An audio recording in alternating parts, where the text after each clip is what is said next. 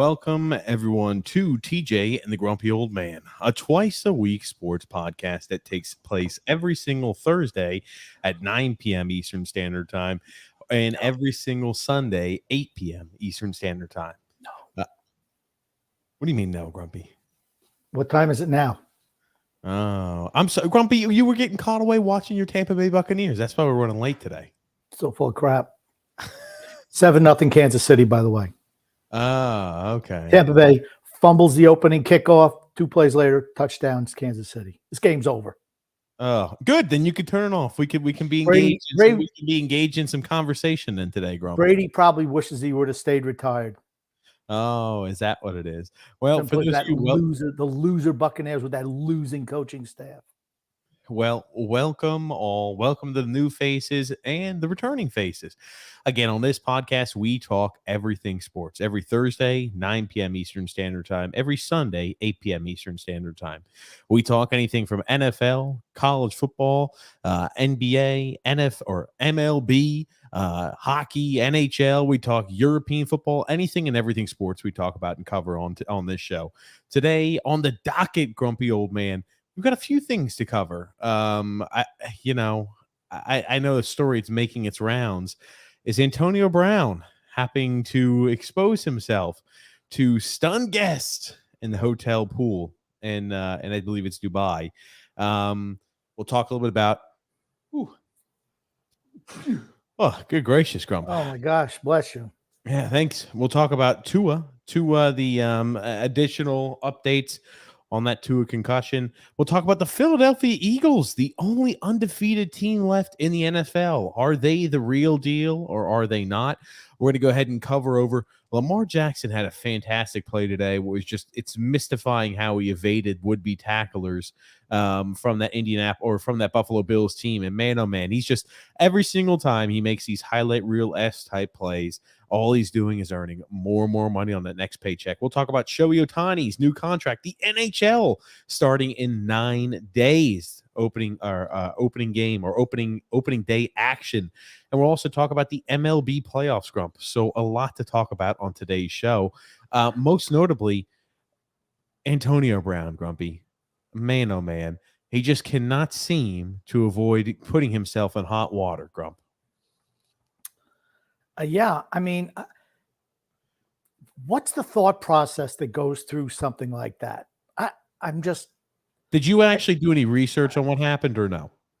Yeah, expose himself from poolside guests. What actually happened? Did you see what actually happened or what? I did not. I did not see what actually happened. Did you? Yes, Grump. I was expecting you to do any work on the show. I didn't see it. I wasn't in Dubai this weekend. Okay, Grumpy, believe it or not, it's all over news, Grumpy. You know how that prep work I try to send you and you to do, brother? This is what the picture is that's going around. Well, why don't you just show it instead of asking what I did? It's not a show. Grump, guess what? It's not a show because they're not going to show a video of him slinging his cock around, believe it or not. Okay, well, there you go. He exposed himself. Story to read about, Grumpy, which I'll go ahead and start explaining. So what it was, I have to assume he was under the influence of some sort of issue or something going on. But he was just kind of like fooling around in the pool, and he was kind of doing something. He was sitting next to this girl, and he started off by first taking off his trousers and like putting his butt near her face, and he just kind of sat there as like, what the hell's going on? Like this awkward type of look about it, at least what the freeze frame shows us. And he does that like 2 or 3 times, and the guys in the pool are egging him on, and then she starts swimming away, and that's the little image that's captured right here, Grumpy. I'm sure, as you could see with his hand, on that. So, yeah, Grump. Not a good look for Antonio Brown. Antonio Brown, they had journalists reach out to him and ask him if he condoned. They asked him if he condoned his stripping in the pool and exposing himself. And Antonio Brown texted the reporter Saturday and said, "Do what you want. You pussy white boys, they're dead already." So, not a good look for Antonio Brown, per the usual. Yeah. So, I don't know. I'm flabbergasted by the whole thing because Antonio Brown is a guy who I truly do feel bad for, because I think his entire mental composition changed once he got hit by Vontaze Burfict. He never had these issues before, and that's kind of how this was all starting originally. She's not looking too thrilled with the position She's that she's smiling. in. She's smiling. She's smiling there. There's Okay, a smile on her it's more face. like I'm embarrassed. I've got a Maybe. dude's ass in my face. But she's smiling. She's smiling there. I mean, I don't know what went on. I'm not condoning his actions, but it's like, I don't know. Antonio Brown, what do you think he improved or diminished his chances of getting another shot at the NFL? He's not trying to get back in the NFL. Well, that's good, because when you do stuff like that, probably you hurt your chances even more. That's all. Do you think he gets in the Hall of Fame when all is said and done? No. No. I agree. That's the only thing you got for me. Do you think? I don't know. I figured. Here's the thing, Grumpy. I figured you'd have something more to talk about that, because you always like to go off on Antonio Brown. That's one of your little topic issues. But I mean, no, it's not one of my topic issues. It's one of your topic issues, not mine. I feel bad for him. I think, like I said, there's something obviously wrong with him. He's got problems. I just, at least he went to another country to show his off his wang, I guess. In Dubai. Much more strict in that country than it is here, Grumpy, for stuff like that. But not a good look for him. Not a good response per the typical. It seems like, again, another weird twist and turn in the Antonio Brown saga, Grump. Yeah. I don't even know how you even comment on that, honestly. That's not even a sports story, is it? Really? Sports star again in hot water once again for doing. Grumpy, what's the score of the game? Grumpy, come on, brother. Come on, brother. Keep going. Speak, please. You're not paying attention and having a conversation. Dude, speak. Just speak. Speak on Antonio Brown. Again, it's another situation where he's back in hot water once again because of questionable off the field antics. I don't know, Grump. It's a story where I can see his life continuing to go down just a spiraling. It's like when you pull the plug on a bathtub and you just see all the water just slowly spiraling its way down. And you see that with his life. It's just like everything is just in a downward spiral until he runs out of money. Well, that's my thing, right? That's when the tank goes empty, right? He's okay. He can get away with this stuff. He has money. He can live that lifestyle. I have no idea what his finances look like, but he's not earning anything. I'd say this much. And again, he puts himself in hot water. I can assume, everybody's so sue happy in this country. I could see her trying to sue him for, first of all, she wasn't in this country. She was not in this country. Did not happen in this country. She could sue him in another country, Grump. I'm just saying, right? People are so happy. I don't even think women have rights in Dubai, do they? Yes, they're kind of like third-class citizens. I think dogs are treated better than women over there, aren't they? No, Grumpy, they do have rights. I guarantee you, she's not going to sue him. Guarantee, because they'll show the picture with her with a smile on her face, and then he's not going to sue him. Not going to happen. Gotcha. Hey, man, what do you want to talk about today, Grump? I want to talk about John Harbaugh. We'll get to it, brother. What do you want to talk about? How many times last year did he go for it on fourth down that cost the Baltimore Ravens chances to win games? I think 2 weeks in a row, right? Today, they get the ball. They have it. I think it's fourth and goal from the 3. They're tied up with Buffalo with 2 minutes and 15 seconds to go, let's say. And he goes for it again. Why would you not kick a field goal to go up by 3 points? You see Marcus Peters going after him on the sidelines after that, and they wind up losing again. Should Jim Harbaugh be fired? That's my question for you. No. Okay. I mean, you keep on making those unsound decisions. Why do you not take a field goal? It's 20-20. A field goal puts you up with 2 minutes to go in the game. You go up 23-20. Why do you not do that? Didn't just last week, the Baltimore Ravens, the Lamar Jackson extended on fourth down in order to keep the team's offense on the field to prevent the other team from winning? Didn't that just happen last Saturday or last Sunday, Grump? Live by the sword, die by the sword, brother. 3 points wins you the game. A field goal puts you in front to win the game in the last 2 minutes. Why do you not put the field goal on the board? Why do you not do that? He I felt can't believe confident that the best athlete as a quarterback can go ahead and make that work and can extend the play and gather himself a first down. No, it was 4th and goal. It's touchdown or nothing. And he winds up getting picked off in the end zone. You kick the field goal. That's why, you know what? You are 4th and goal example. from the 1 yard line, you said? I think it was from the 2 or the 3. You've got the best athlete at quarterback. Oh, we don't go for the lead. We don't go for the lead. We don't try to win the How much time was game. left, Grumpy? Huh? How much time was left in the game? 2 minutes. 2 minutes to go in the game. 2 minutes to go. Do you think that hold on. Are you thinking that the Buffalo Bills wouldn't have been able to drive down the field and put themselves back in the field goal range or possibly even score a touchdown? Because remember, Baltimore was up big in that game. I turned that game off about halfway through. Baltimore had like a 17 to something lead early on. Baltimore was dominant in the first half, and things had started to collapse for them. Okay, here it is. Baltimore was up 20-10 at halftime and didn't score a single point in the second half, Grumpy, right? And Buffalo was marching down the field, putting up points at will, right? 10 points at that point before that last drive would come up. They were the more dominant team in that second half, quite obviously. They said, we need to score a touchdown.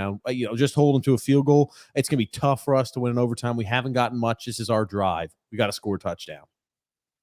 Guess what? They don't go for the field goal. Buffalo drives down and gets a field goal in the last second. They should have taken the field goal. You kicked the field goal to put you know what? This is why athletes or former athletes should never be allowed to think. Because if you think that not going for a field goal in the final 2 minutes to put your team in the lead, that's a mistake, I can't help you.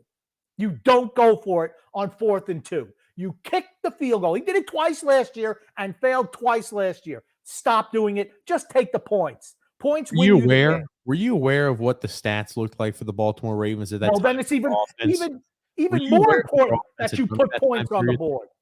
Even more important that you put points on the board. Well, Buffalo, it's not like Buffalo scored 40 points in the second half. They scored 10 points. Buffalo was the field goal on the board. Half. And what did Buffalo do? They stop him there right when it's 4th and goal. What do? They march right down the field and put themselves in field goal range just to kick a field goal, Grump. That's what. Here's the thing.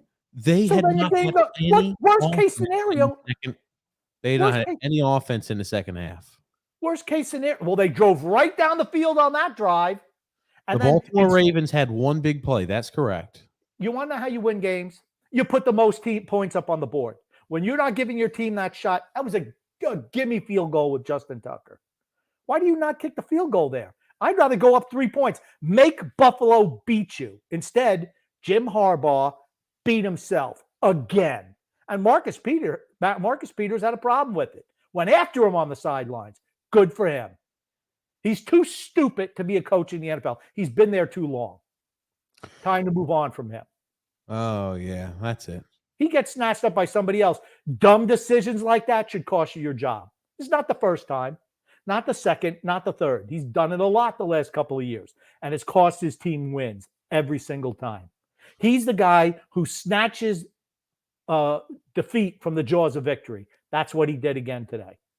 You understand when the Buffalo Bills hit that field goal, right? They were on the 5-yard line. They had marched right down the field in 2 minutes. They had marched from their 2-yard line all the way to Baltimore's 5. They had complete control and a stranglehold on that game, momentum-wise. They knew if they kick a field goal, Buffalo's probably marching down and scoring a touchdown. So they said, we have to go and score this touchdown here. I don't get what you're not understanding about this situation. It's not like they scored 40 points in the second half. They scored 10. It's not like they scored every time they touched the ball in the second half. That's not what happened. Oh, let's take a look, Grumpy. When we see this, when you move the ball, I don't mean to hit play. When you move the ball from your 2, this is even closer, Grumpy. My mistake. It would have been tied. The game would have been tied. From your 2 all the way to your opponent's 2 in less than 2 minutes. The game should have been tied. That's what it should have been, was tied, not lost. They would not have gone to kick the field goal. You don't know what would have happened. Worried about lining everything up towards the end. You don't know what would have happened if they kicked that field goal. You have no idea. All I know is they determined not to put points on the board. They played and they lost. The coach, again, Players win games. Coaches lose them. John Harbaugh lost the game today for the Baltimore Ravens. Absolutely he did. They threw for 140 yards passing. I don't care what he did. At the end of the day, you put the points on the board. If you are not able to score points, you put the points on the board to put your team in the lead. That's even I could see if you were coming back and you were dominating them and a touchdown put you over the top, that's fine. You were struggling. You put points on the board. They didn't do it. They deserved to lose. Buffalo didn't deserve to win that game. Baltimore deserved to lose it. John Harbaugh lost that game for the Baltimore Ravens today. Yeah, 2-1 and lost to the Buffalo Bills, and you're complaining. Okay, gotcha. So 2-2 after a loss to the Bills. I thought the decision to go for on the fourth down was a good decision. Play call. I mean, if you're throwing the football, I don't know. That's when you want to usually use an option. Spread the field out. Use an option. You're close down there. Rely upon Lamar Jackson's legs. He's not a great thrower in the pocket. It's just not the case. He pissed away the Miami game too. He pissed away the game in Miami as well.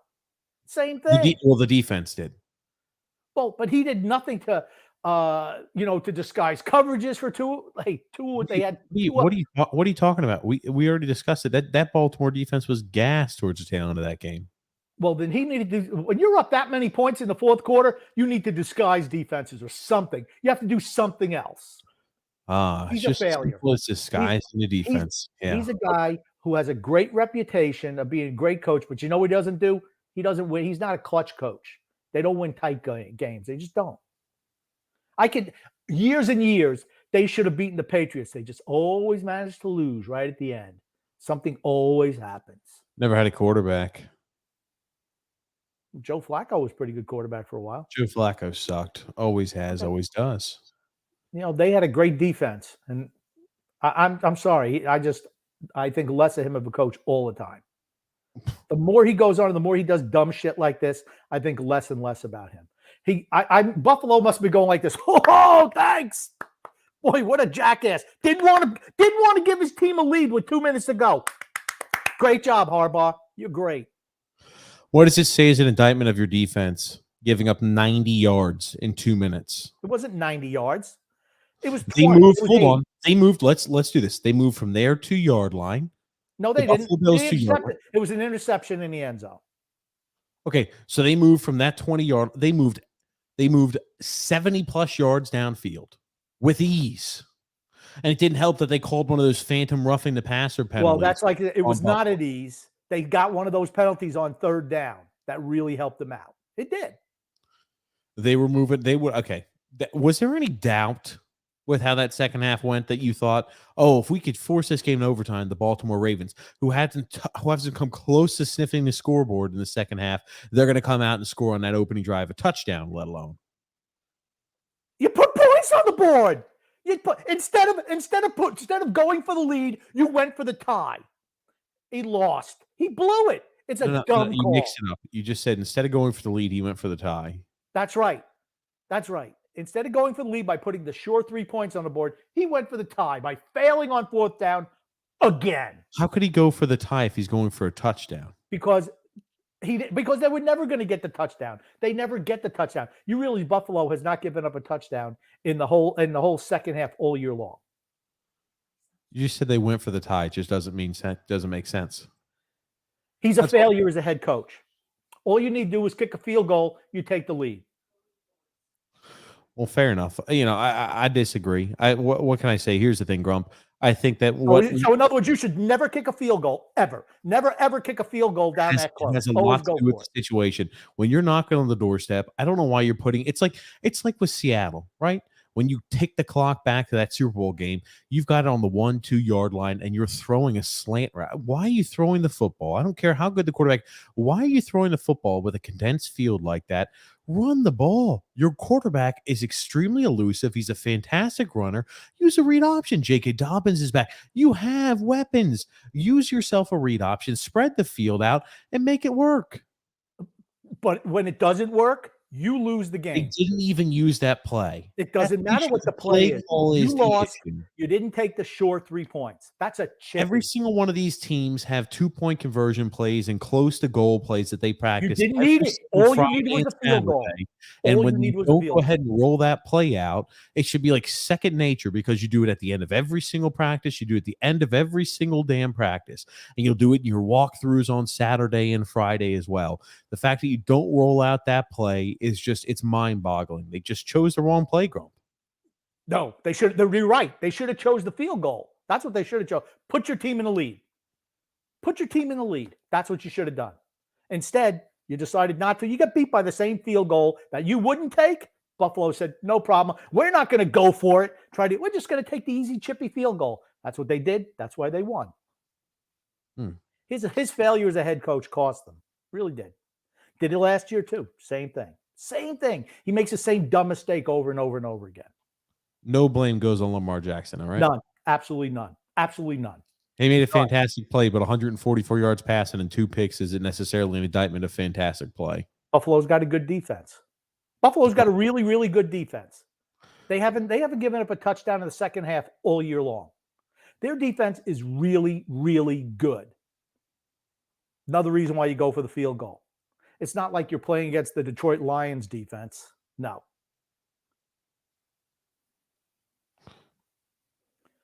I don't know if you can hear that. But did you see, I honestly, when I watch this play, I don't know how the hell he gets out of this. It's like with 2 guys over top of him. He just finds a way to escape. On 2nd and 19, jump ball completion for the first down. I mean, like, Christ almighty. 3 guys. Yeah, I mean, just incredible. A bizarre play. One of the most bizarre plays I've seen already this year, Grump. Yeah. I mean, he's fantastic. Too bad the coach let him down at the end. Yeah. What other NFL games grabbed your attention, Grump, today? The Jets today. Coming back, a game that they were down by 10 points in the fourth quarter. I'm like, they ain't winning this game. And Zach Wilson comes in. Breece Hall, they look pretty good there at the end. They once again, Pittsburgh really losing, not having a quarterback. They brought Trubisky back in after they brought Pickett in for a little while. They bring Trubisky back. He throws a pivotal interception.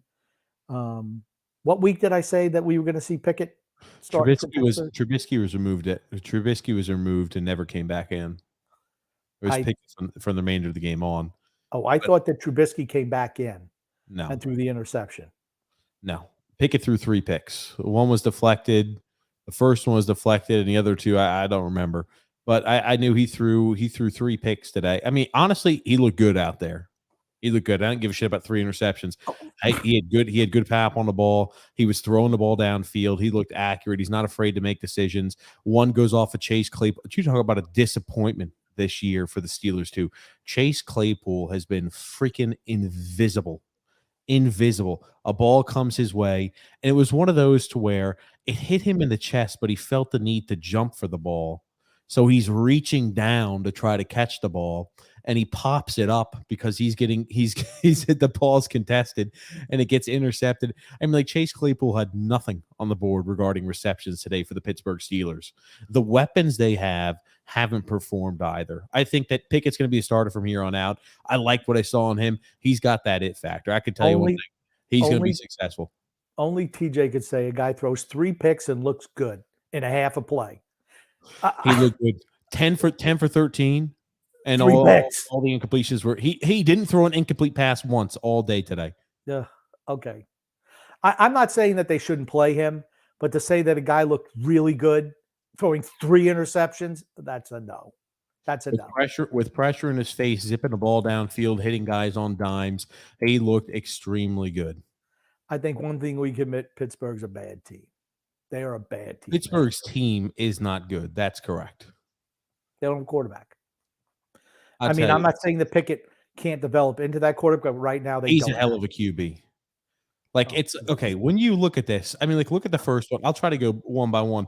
And here's the thing. It's not the Kenny Pickett show, but he looked good.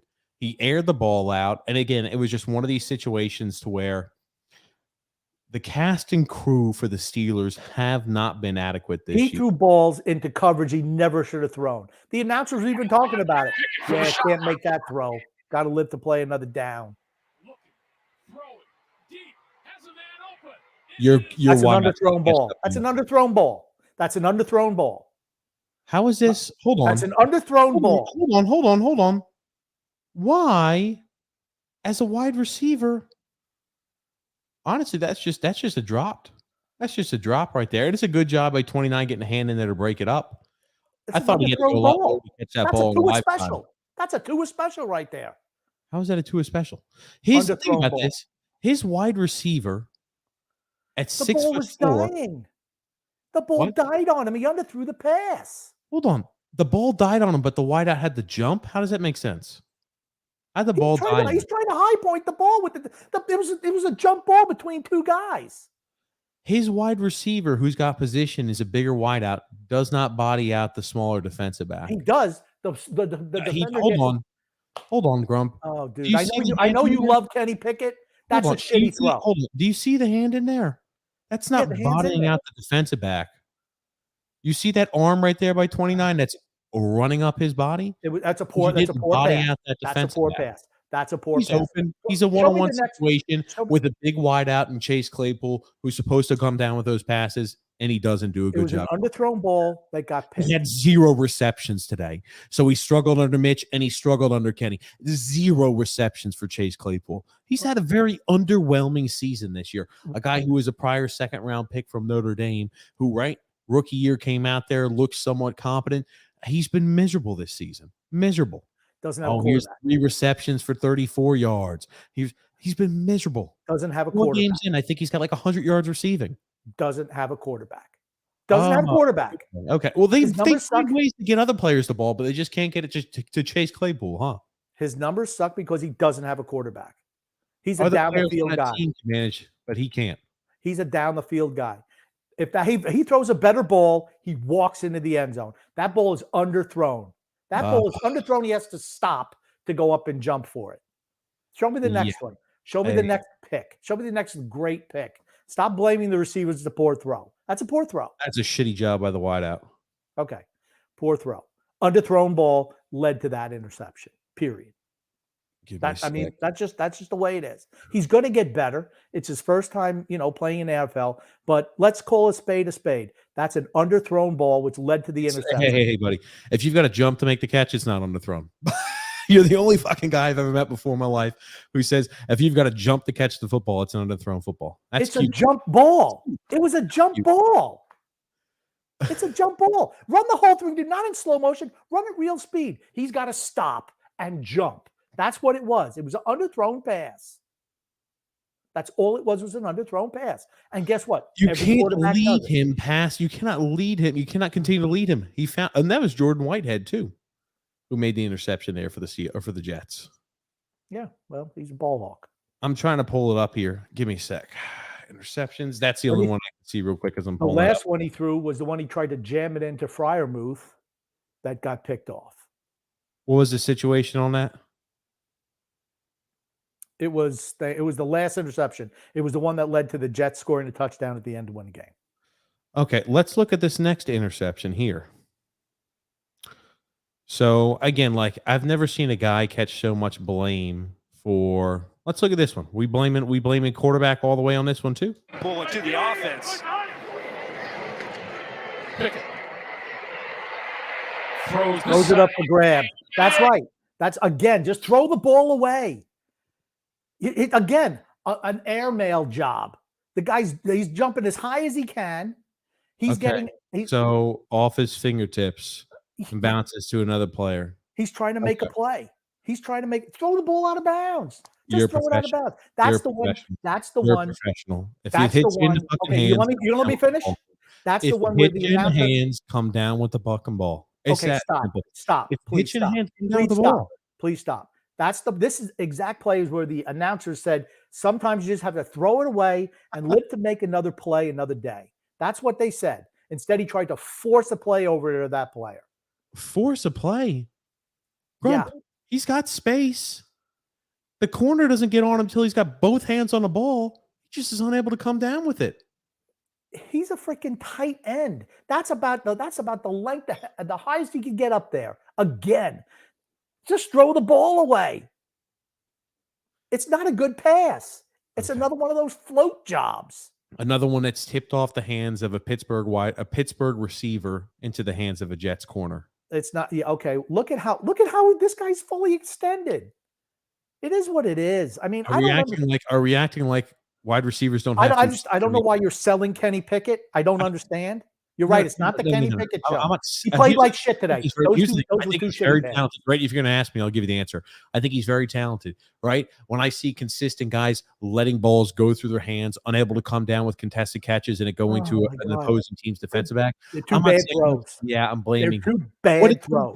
What did Patrick Mahomes' mom say back in the day? They need a different stat. I just can't believe all these balls are going off of these Kansas City Chiefs players' hands and they're getting intercepted. Those aren't real interceptions. And what did we say? What did we say? What did we say? He's bouncing off of a wide receiver's hand and a tight end's hands and bounces to another team's defensive back, Rump. Okay, he played like dog shit. They lost because of him throwing those interceptions. That's what cost them the game.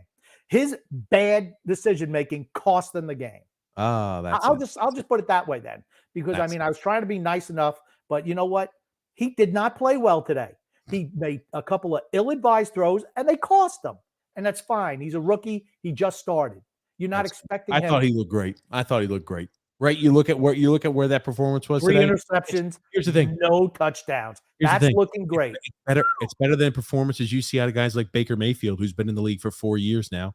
It's better performances than you see out of guys like Kyler Murray. I mean, like, dude, you talk about these thresholds. A guy who comes in as a rookie like that, who puts his wide receivers in positions to make catches. How often does Kyler Murray succeed and give opportunities for wideouts like that with a much better cast and crew than in that freaking miserable Pittsburgh Steelers team? And the same thing with your Baker Mayfields with a fantastic team and assortment they've got. Who cares about Kenny Pickett? Who cares? He sucks. Let's move on to somebody else. Oh, we're moving on from Baker Mayfield now. You want to talk about his struggles? Move on to somebody else. Your hatred of Baker Mayfield, your love for Kenny Pickett, just be truthful. Kenny Pickett sucked today. He threw some shitty passes and they got picked. Guess what? It happens to every quarterback. Do you remember the start of this year too when I told you Kyler Murray was overrated? How was that take looking? He's got no weapons right now. No weapons again. Oh, always me. No weapons for good old Kyler Murray. It's funny. Greg Dortch has been their best wide receiver.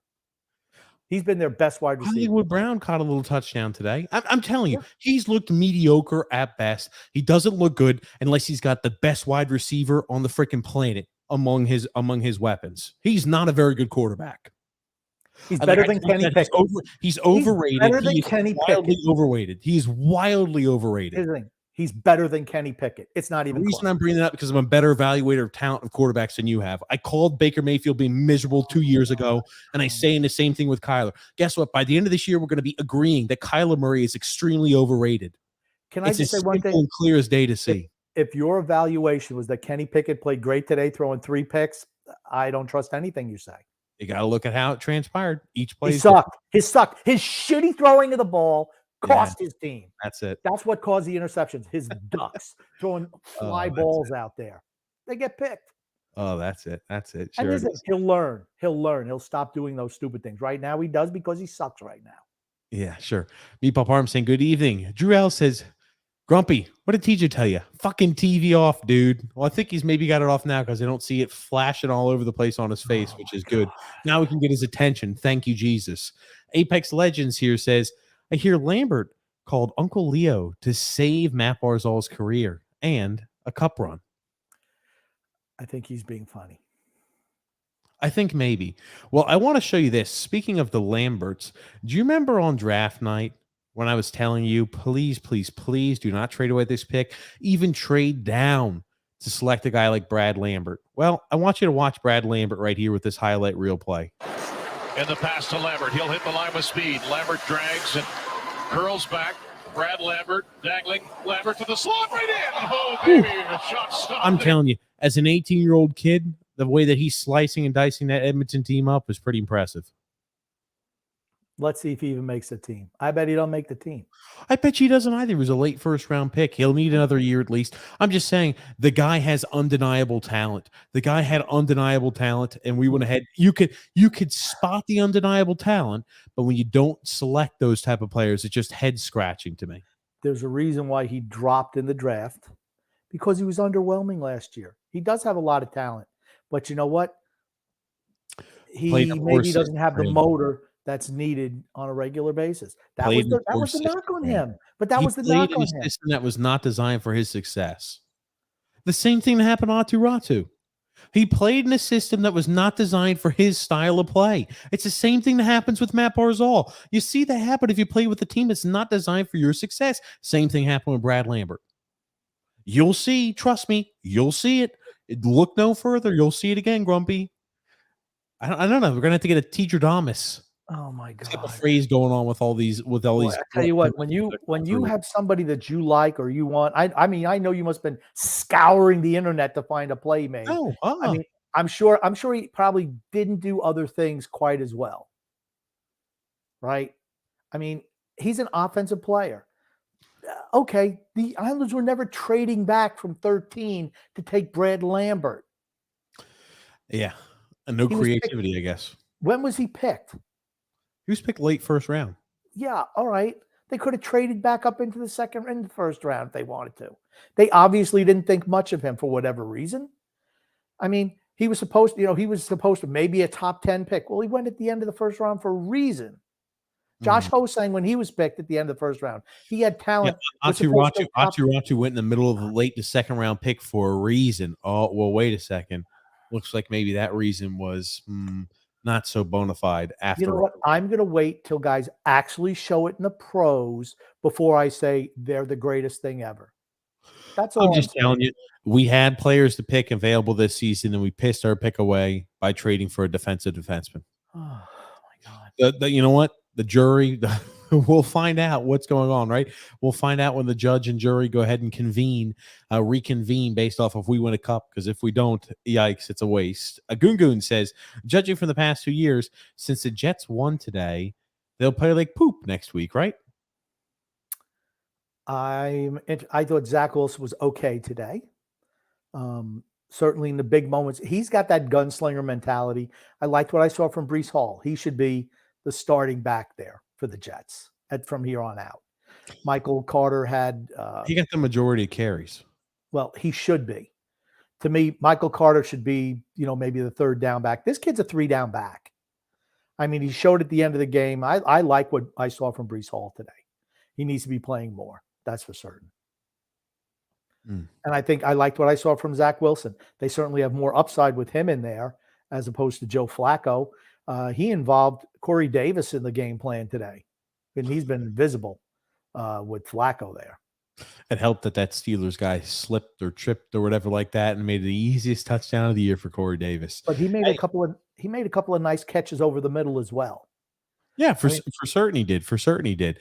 The Jets team, and you could tell that was a relieving win for Salah, because I'll tell you one thing. I mean, like, they were down even late in that game, and the worries and that pit in your stomach starts to grind away and starts to wear at that stomach lining.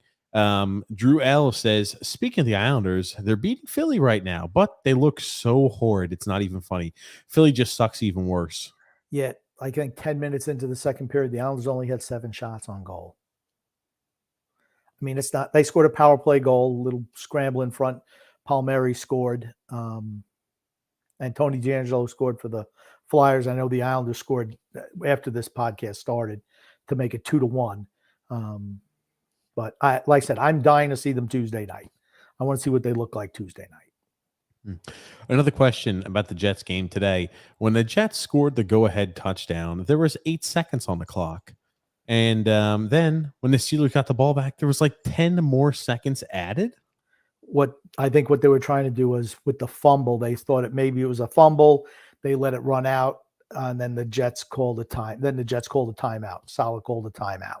Then when they did the review, it was a touchdown, booth review. So they put the time back on the clock when he actually went over the goal line. That's how that happens. And Drew L says a Rangers fan who's a friend of mine said that Lou is trying to destroy our team. That's what it looks like. I'll tell you, we're not set up for long-term success. That's pretty obvious. Drew L says, on a more positive note, Kenny Pickett finally got some playing time and looked meh. I disagree, Drew. I thought he looked good. Of course you do. Because you're a big Kenny Pickett fan. I got it. We all understand that. I don't care about his success. I thought he looked good. He looked better than Ben Roethlisberger did last year. He looked better than Mitch Trubisky did.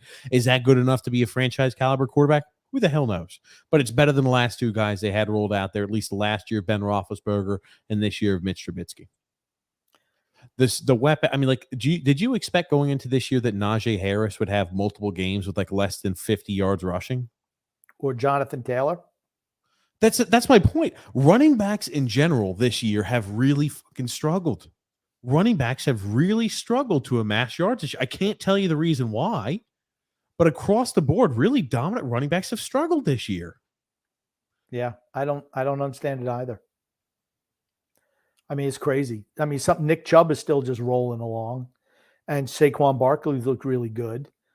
Christian McCaffrey's looked really good, but yeah, Jonathan Taylor, Austin Eckler, even though he had a big game today. He had like 3 touchdowns, like 60 yards. Yeah, he didn't have a whole lot of yards. Just Dalvin Cook. I mean, a lot of guys just not performed up that. I don't know why. I don't understand why. It's crazy. Even Derrick Henry. Yeah, he had a pretty good game today, but yes. What do you have today? Because I know going into today, the numbers weren't fantastic. I think he had 100 yards and 2 touchdowns, something like that. He had a good game today. Okay, fantastic. So I'm looking at total stats on the season. He's probably got like 300 yards on 4 games, so he kind of picked it up. A good game today. But I mean, like before today, right? Josh Jacobs has struggled. So many of these guys. I mean, like Ezekiel Elliott, I think is finished as a running back. He's, I think he's done. He's a shell of what he used to be, and he's got that huge contract too. Jamal Williams, I mean, like he had a big day, but like or Javonte Williams, the young back there from the Denver Broncos, he didn't really do much. A lot of these young running backs and a lot of these talented running backs just have struggled a little bit this season. Javonte Williams got hurt today. Oh, he wound up getting hurt? Okay, well that would make sense. But I mean, like a lot of these guys have struggled. And in that game, they had his kid, I guess, they don't trust Melvin Gordon in the pass game. I think he was dinged up. They had some kid number 26. I don't even remember his name. He drops 2 passes on the last drive. One that's 4th and 5. I mean, he's wide open, takes his eye off the ball just as it's getting there, looking to make a huge play. And that's the end. That's a ball game. And the Raiders win their first game of the year. Yeah, it was a must-win game for the Raiders. An absolute must-win. You can't start off the season 0-4 and have any hope to make the postseason. Correct. Najee Harris, he's got a little over 200 yards in 4 games this season. And Jaylen Warren is practically splitting time with him. Or maybe it's just like I'm just confused what's happening this year with running backs as a whole, especially talented running backs. I think they're just trying to keep them fresh. I mean, maybe that's what they're trying to just – I mean, last year he had what, like 400 touches?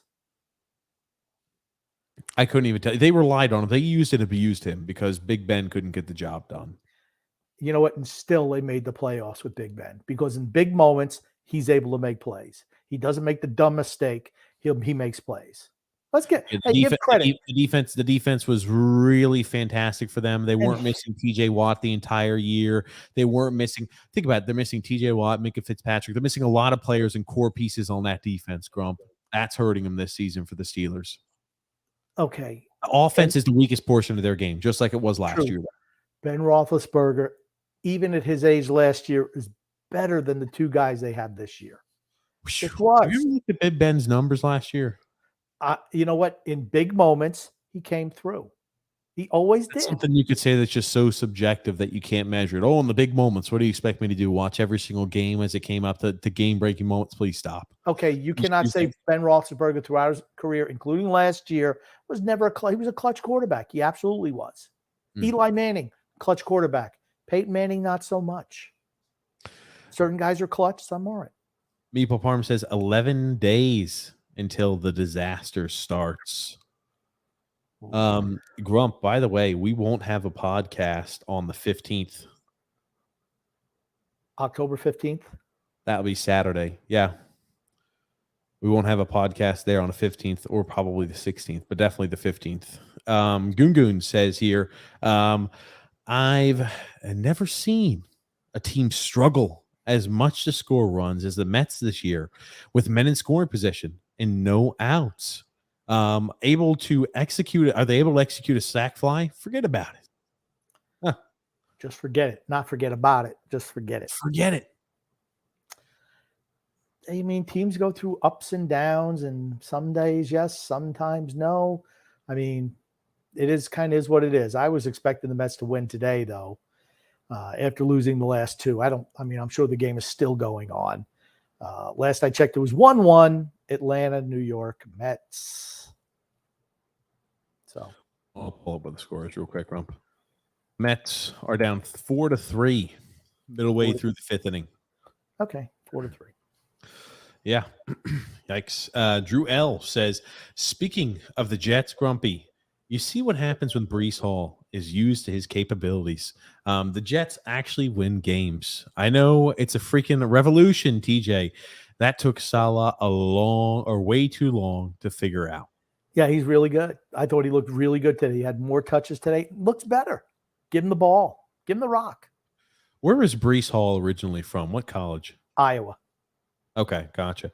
Decut says TJ was underthrown. Chase Claypool had 2 steps on the defensive back was behind him. I don't know how you could say it's underthrown when the defensive back's behind the guy. All you got to do is look at the play. You cannot underthrow a football when a defensive back is behind the wide receiver.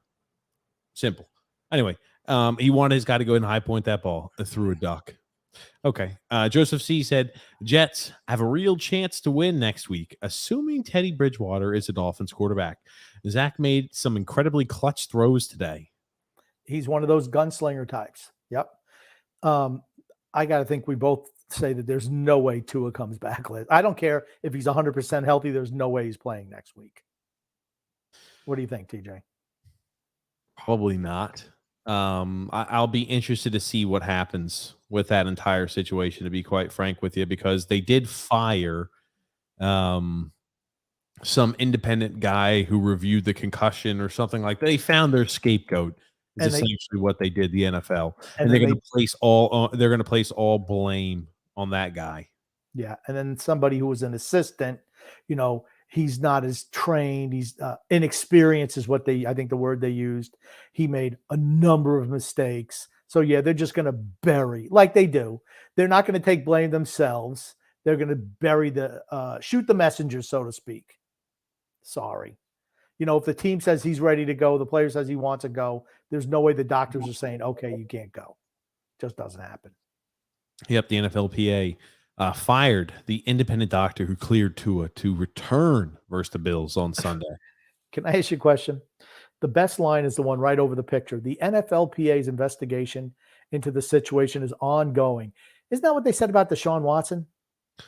And yeah, that's still ongoing. Isn't it? Yeah, it's funny. It's always what they say is ongoing, and they just hope it blows over. It took 1.5 years for them to figure out what was going on with Deshaun Watson. How long do you think they figure out what's going on with Tua? A couple of years? I don't think they'll ever figure out. They just hope it will blow water under the bridge. People forget about it. Something else will happen crazy and new in the league, and they'll forget all about it. Drell said Kyler Murray absolutely sucked. 1 reception for Greg Dortch is a real shame on Kyler. Yeah, Kyler Murray's just not a good QB. He was saying that because Greg Dortch is on his fantasy team, just to let you know. That's why he said it. I don't care if he's on the fantasy team or not. I mean, have you been impressed with what you've seen out of Kyler Murray this year? I have not. His wide receiver core has been banged up. They've been banged up. Greg Dortch was a streety, and he's been their best receiver. Hollywood Brown is not. I don't think Hollywood. I know he had pretty good numbers today, but Hollywood Brown is just a one-trick pony. They miss Hopkins. They miss Christian Kirk. Those are the 2 best receivers on the team last year. Rondell. They've got Zach Ertz. They've got a top-end tight end as a wideout. They have a capable wide receiver in Hollywood Brown. They have capable wideouts. They've got a very good, solid rushing attack. No, their rushing attack is not real good. What's the struggle? Their weapons. They're missing their top 2 wide receivers from last year. That's an issue. What do you mean the rushing attack is not good? They only run the ball like 10 times a game, but he doesn't. What are you saying that the rushing attack is so great? If they don't utilize him correctly because it's not that good. Oh, They're a passing team. They're not a rushing team. They give the ball to James Conner down at the goal line. That's what they did last year too. He catches balls out of the back for the passing team.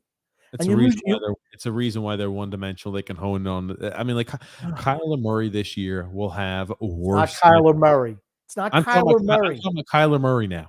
I'm switching, right? We're talking about James Conner. I don't think they utilize him enough. That's fine, whatever. And even last year when they had it between him and Chase Edmonds. Yeah, before Evans got hurt, even then they still weren't utilizing the run game properly. I'm telling you, Kyler Murray will have worse results this year than he did the prior year. That's possible because he doesn't have the wide receivers he had last year. He won't have any fucking complaint 2 weeks from now when he's got DeAndre Hopkins back. Well, But then he'll still find a way. I expect his game to pick up in 2 weeks. But so far, the weapons have been not very good. Zach Ertz is okay. He was really good 3 years ago. He's been injury prone since. And guess what? For a tight end, he's okay. He's not a weapon he used to be. He just isn't. Not at 30-something years old. He's not the same weapon he used to be. I mean, Hollywood Brown I'm down the field. That's Hollywood Brown. Greg Dortch has stepped up. He misses Christian Kirk and he misses Nuke. He misses both of those guys. I mean, to me, Cliff Kingsbury hasn't done enough to alter the offense with the loss of those guys. I think his job is in jeopardy at the end of the year. If they don't play much better, I do too. That team is stagnated. That team is in trouble. That's why I'm like, I don't think they have the right QB. I don't think they have the right coach. Things need to change. Simple. It's getting stagnant. I want to talk about one other thing with the Arizona Cardinals. J.J. Watt, he supposedly had a heart procedure, AFib. Maybe they just shocked it back. His heart was out of sorts or something like that, and they had to get it back in rhythm. Right. He's got to go out there and, he's such a me guy. I know he does a lot of good things, but it's always, look at what I've done. Look at what I've done for the community of Houston during the hurricane. Look what I've done. I don't like him. He's a shameless. What he did with that statement is he just came out and said, somebody has found out personal medical data on me and was going to leak this, so I figured I'd talk about it first. It was probably him. And he wanted to make sure they let everybody know that he's able to play this week, even though he had a heart procedure this week. I'm still able to play. He's a shameless self-promoter. He has always been that. The only thing I know about him for a fact, talking with players who had played with him, is when they had Hard Knocks in Houston, when he was there, he did a lot of that bullshit after hours for the camera. I do know that for a fact. But, he's a me guy. But other than that, I can't tell you too much besides that. That's all I know about him that I've been told by others. He's a me guy. Everything he does is more shining a light on him. He's like the PK Subban of the NFL. Me, always about me. Good player, but you know what? It's more about him as opposed to the team. He's always been like that. This is just another example. He does it all the time. Joseph C. said, I know Wilson wasn't very accurate, but he threw some darts down the field. And what's up, Frank? How are you? And just watched the game. I didn't know the score. Can't believe that we won the Jets. And I did see the little meme earlier there, Drew L, about that. Yes, I did. D-Cut says, when does the drunk Irsay fire Frank Reich? I think drunk Irsay keeps him. Not drunk Irsay, he should be fired already. Frank Reich's I'm sorry. Move on. More respect. You remember when Philadelphia won the Super Bowl in 2017? Frank Reich was the reason. Frank Reich did this. No. Look at Jacksonville now. Look at Indianapolis now. Doug Peterson, a better coach than I gave him credit for. Yep. I was about to say, Jacksonville, you talk about Doug Peterson. I've always kind of shit on him too. Done a fantastic job. Let me ask you this. Speaking of his old alma mater, do you think the Eagles are the real deal? No. I don't think they're good enough defensively. I mean the real deal. They're 4-0. I'm not expecting a team ever to go undefeated or anything like that. I don't have expectations of that nature. But you think that's got to be the favorite, right, in that division to walk away and make the playoffs? I think they're going to win the NFC East, yes. I mean, the Giants are 3-1, but come on. They're the freaking Giants. And freaking, Daniel Jones. I mean, he got hurt today. Tyrod Taylor got knocked out today.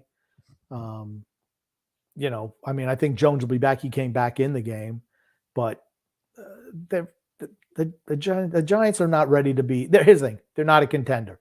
I don't care what their record is; they're not a contender. You saw Sterling Shepard destroy his leg on the last play last week. I don't know what the hell he was doing. He was like walking. It was literally the last play of the game, and it was just like a running play or something like that. And he goes ahead and runs out of his route, and like he was like talking shit, and he started like turning around or something like that, and like his knee buckled or something happened with his leg. And I'm like, it's Sterling Shepard is one of those guys. If he could have stayed healthy, what type of career he would have had? Because man, as a slot guy, he would just catch so many. Even when he's out wide, he would just catch so many passes. He was a great target, sure-handed, and when healthy, would always put up really good numbers for a wide receiver. But the guy could never stay healthy, ever. Injury prone. That's it. Injury prone. Yep. I mean, good when he played. Really good when he played, particularly when he was younger. Injury prone. Kadarius Toney. How come that kid never able to get on the field? Why can't that kid ever play? I can't tell you. He's a guy who's extremely talented, but he's always banged up. Yeah.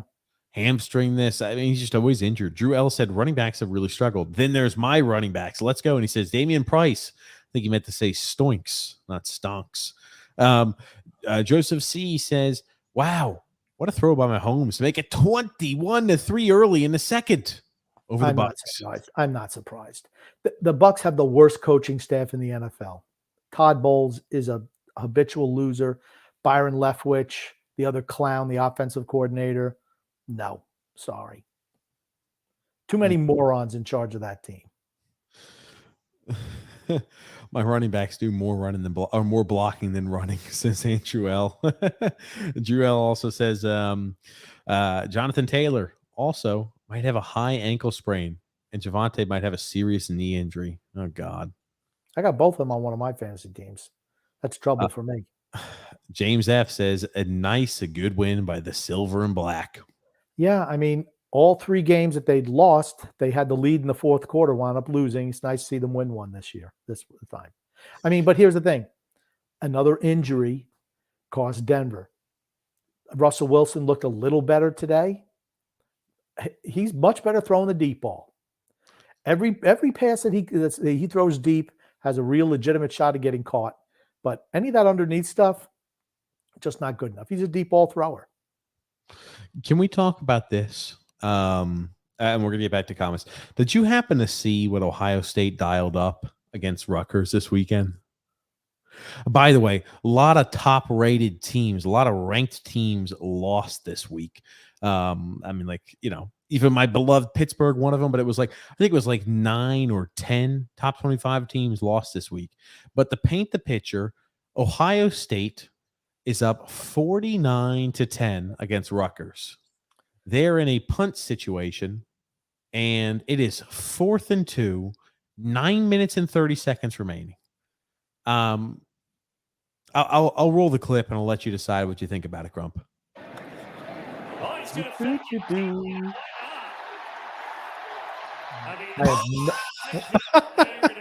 That's 15 and an ejection. I would have fucking tattooed that punter too.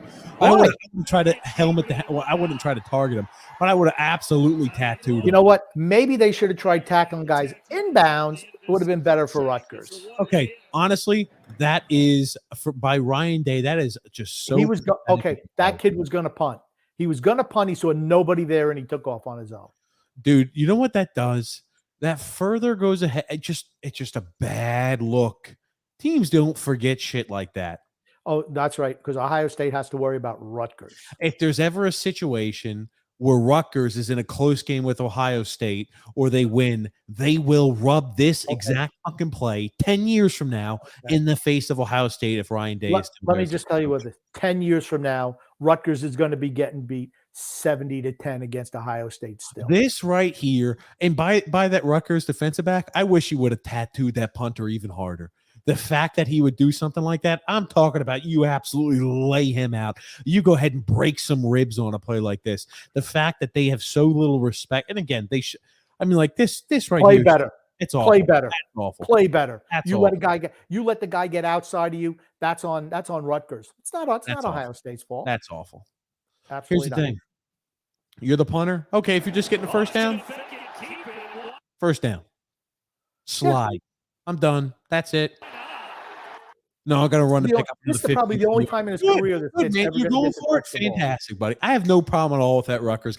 I wish you would have hit him even harder. I wish there would have been a collision there. I wish there would have been an incidental collision there. Just an absolute fool. What was the Winners final don't score of run that? football, brother. You guys kick the ball all day at practice. You never do anything physical. I just have no problem at all with a guy like that who's calling his own. If he's calling his own number, here's the thing, right? Maybe he's not calling his own number. Maybe it was designed.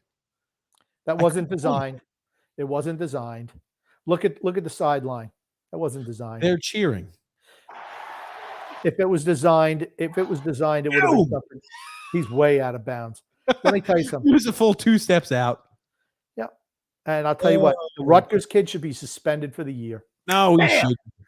Cut his skull. Rutgers kid should win. Rutgers kid, what do they have? The Scarlet Knight Medal of Honor? They should give him the Scarlet Knight of the Week award. Can I ask you a question? What was the final score of that game? I couldn't even tell you. I'm interested to see what it was. I know Greg Schiano didn't like it. Pat Day, who cares? You know what? If I was Pat Day, I said, you know what? Get your team better, Schiano. Your team sucks. You were a shitty coach at Tampa Bay. You were a shitty assistant at New England. You're a crap coach here at Rutgers. You suck. And next year we're going to beat you 150-0. It was 49-10. 49-10. So it's going for on a fourth down had no result, no change on the end result of the game. What's the point of that? Here's the thing. What is the point of utilizing this play now? Right? Unless I just find it hard to believe. And sometimes this happens. The college kid just looks at it and says, "Oh, hell yeah, I've got I'm going to take." He was going to punt. He was going to punt. If you look at it, he was going to punt, do one of those side saddle punts, and he's like, "Holy shit!" He was going to punt a couple times. He never looks up. He never looks up. Look at his head. Watch here. He's going to punt a couple of times. Right there, he was going to punt. Nobody there. He looked up. Then he drops. He looks up again. He looks up again. He still thinks, okay, now he's like, I'm going. I'm just freaking going. Because there was nobody there. Nobody. Look at this guy down here. He's already got it first down. It was designed. That was designed. And I hope Greg Schiano and that Rutgers team makes Ohio State pay the next time they play him, Grumpy. That's some low class shit. Okay, here's the thing. It's not something you expect between Ohio State and Rutgers. That's something maybe you expect between Michigan and Ohio State. Do you remember what I told you? Do you remember what I told you after week 1 when you were poo-pooing Ohio State? I said, it's week 1. Ohio State's going to be a Final Four team this year. Absolutely. Ohio State is going to run the table this year. I told you Ohio State. I thought they were the second best team in the nation to start the season. You were dumping on them after they only beat Notre Dame. I thought they looked unimpressive after that win against Notre Dame. And I said it's week 1. They still haven't played anybody that's ranked. They kill everybody. You know who else looked pretty good last night? They didn't kill Notre Dame. You wonder who else looked pretty good last night? Who's that? University of Southern California, undefeated still. What was the score of that game? I don't know. By the time I fell asleep, I think it was 42-17. 42-25 for a team that just lost their head coach. It was 42-17 was the last. Like I said, I fell asleep. At halftime, it was 17-21, close game at half, and they pulled away in the second half. Yeah, that's what good teams do. They played the 1-4 Arizona State Devils. I don't think they're a great team, but they're a good team. They're really good offensively. They play nobody. I don't know what to tell you. They don't play anybody talented. They're undefeated. Okay, cool. They're undefeated. Yeah. And I don't think they're great. It was Kansas, buddy. Kansas is the best team in the freaking history of the sport right now. Kansas is undefeated, man. Kansas, Rock Chalk Jayhawk, Grumpy, and one of the best teams in the nation, undefeated. Kansas and TCU, 2 undefeated teams next week. Yeah, fantastic. Kansas is going to knock off another undefeated team because they're just that great. I hope they do. They've been miserable for years and years and years. I'd love to see Kansas do something. Is Les Miles still the coach there? I don't know. No, I think he got fired for some reason. He got fired pretty quick. Oh, well, he had that other scandal that popped up. I think he looked funny at somebody and they fired him. Let's see here. Drill says, I swear Clyde Edwards-Helaire might be the luckiest fantasy running back. He literally got no volume, but somehow Mahomes keeps passing him touchdowns. Last year, it was DeAndre Swift before that injury. Yeah. And I also disagree on the rushing attach. James Conner sucks. He's good in goal line situations. He's very good in those situations. Gugu says, Is it safe to assume that sexy Rexy Ryan still appreciates a good old-fashioned foot? We need to ask Wes Welker about that. Well, hold on. Tell me about that. What the hell? What do you mean by this? What does this comment mean? I don't understand. He years ago, like in 2000, I want to say 2010, Rex Ryan, there was something released about he liked women's feet or something like that. He thought women's feet were I sexy. vaguely remember this now. And Wes Welker made a comment about it, joking comment before a playoff game, and Belichick benches him for like the first quarter and a half, and they wound up losing. And losing, I mean, it's just Was like that the year that Mark Sanchez was the quarterback and led them Yeah. to the conference or to the conference finals? Yeah. And it's just like, it's so stupid. Belichick, just tell him to knock it off. You're going to bench him? What do you want to prove? You know what? All I know is without Tom Brady, you ain't winning shit. Today, New England had a shot to beat Green Bay, but he was too scared. Now, Brian Hoyer got knocked out early, so they had to play Bailey Zappi, who's a rookie, third-string quarterback. First rookie to throw a touchdown pass this season. Mm-hmm. And I thought he looked okay back there, to be honest with you. I thought he looked okay. Belichick played not to lose, and that's why they got beat. He didn't want to take a chance in the final 2 minutes. They had the ball at like the 5-yard line. You know what? If you're going to lose anyway to Aaron Rodgers, take your shot instead of running the ball into the line 3 times and then punting and playing for overtime. No. That's a situation. I'm not saying you go for on 4th down, but you got to say, you know what? I'm going to put the ball in my quarterback's hands. He's starting to feel a little bit. I mean, his progressions were terrible, held the ball forever, but you need to try to win the game. Have to do it. So this was a touchdown. D-Cut says here, he's like, we got to show this touchdown right here. It's an unbelievable play of the year so far, Grumpy. So let's take a look and let's dive in. I'll be honest with you, it's pretty special. From the 2, Mahomes escaping, on the move, Mahomes stops, spins, flips it forward for the touchdown to Edwards-Helaire. He was mighty close to being over the line when he released that ball. I guess he wasn't, but he was mighty close to being over the line. I don't know. He looked like he was good. When he released the ball, it looked like he's over the line to me. You're not It allowed doesn't to matter. play football at this level and toy with the guys on the other team. Echo. He looks like the dad playing in the backyard with all the kids, and they can't get him on the ground. Watch this. Whoop. And now he's going to find the receiver stop and the little push pass. I mean, that's just Okay, that's the thing where guys are so afraid of hitting quarterbacks that he he eased up can't just on it. run and tattoo that guy. Yeah, he eased up because he doesn't want to get a penalty.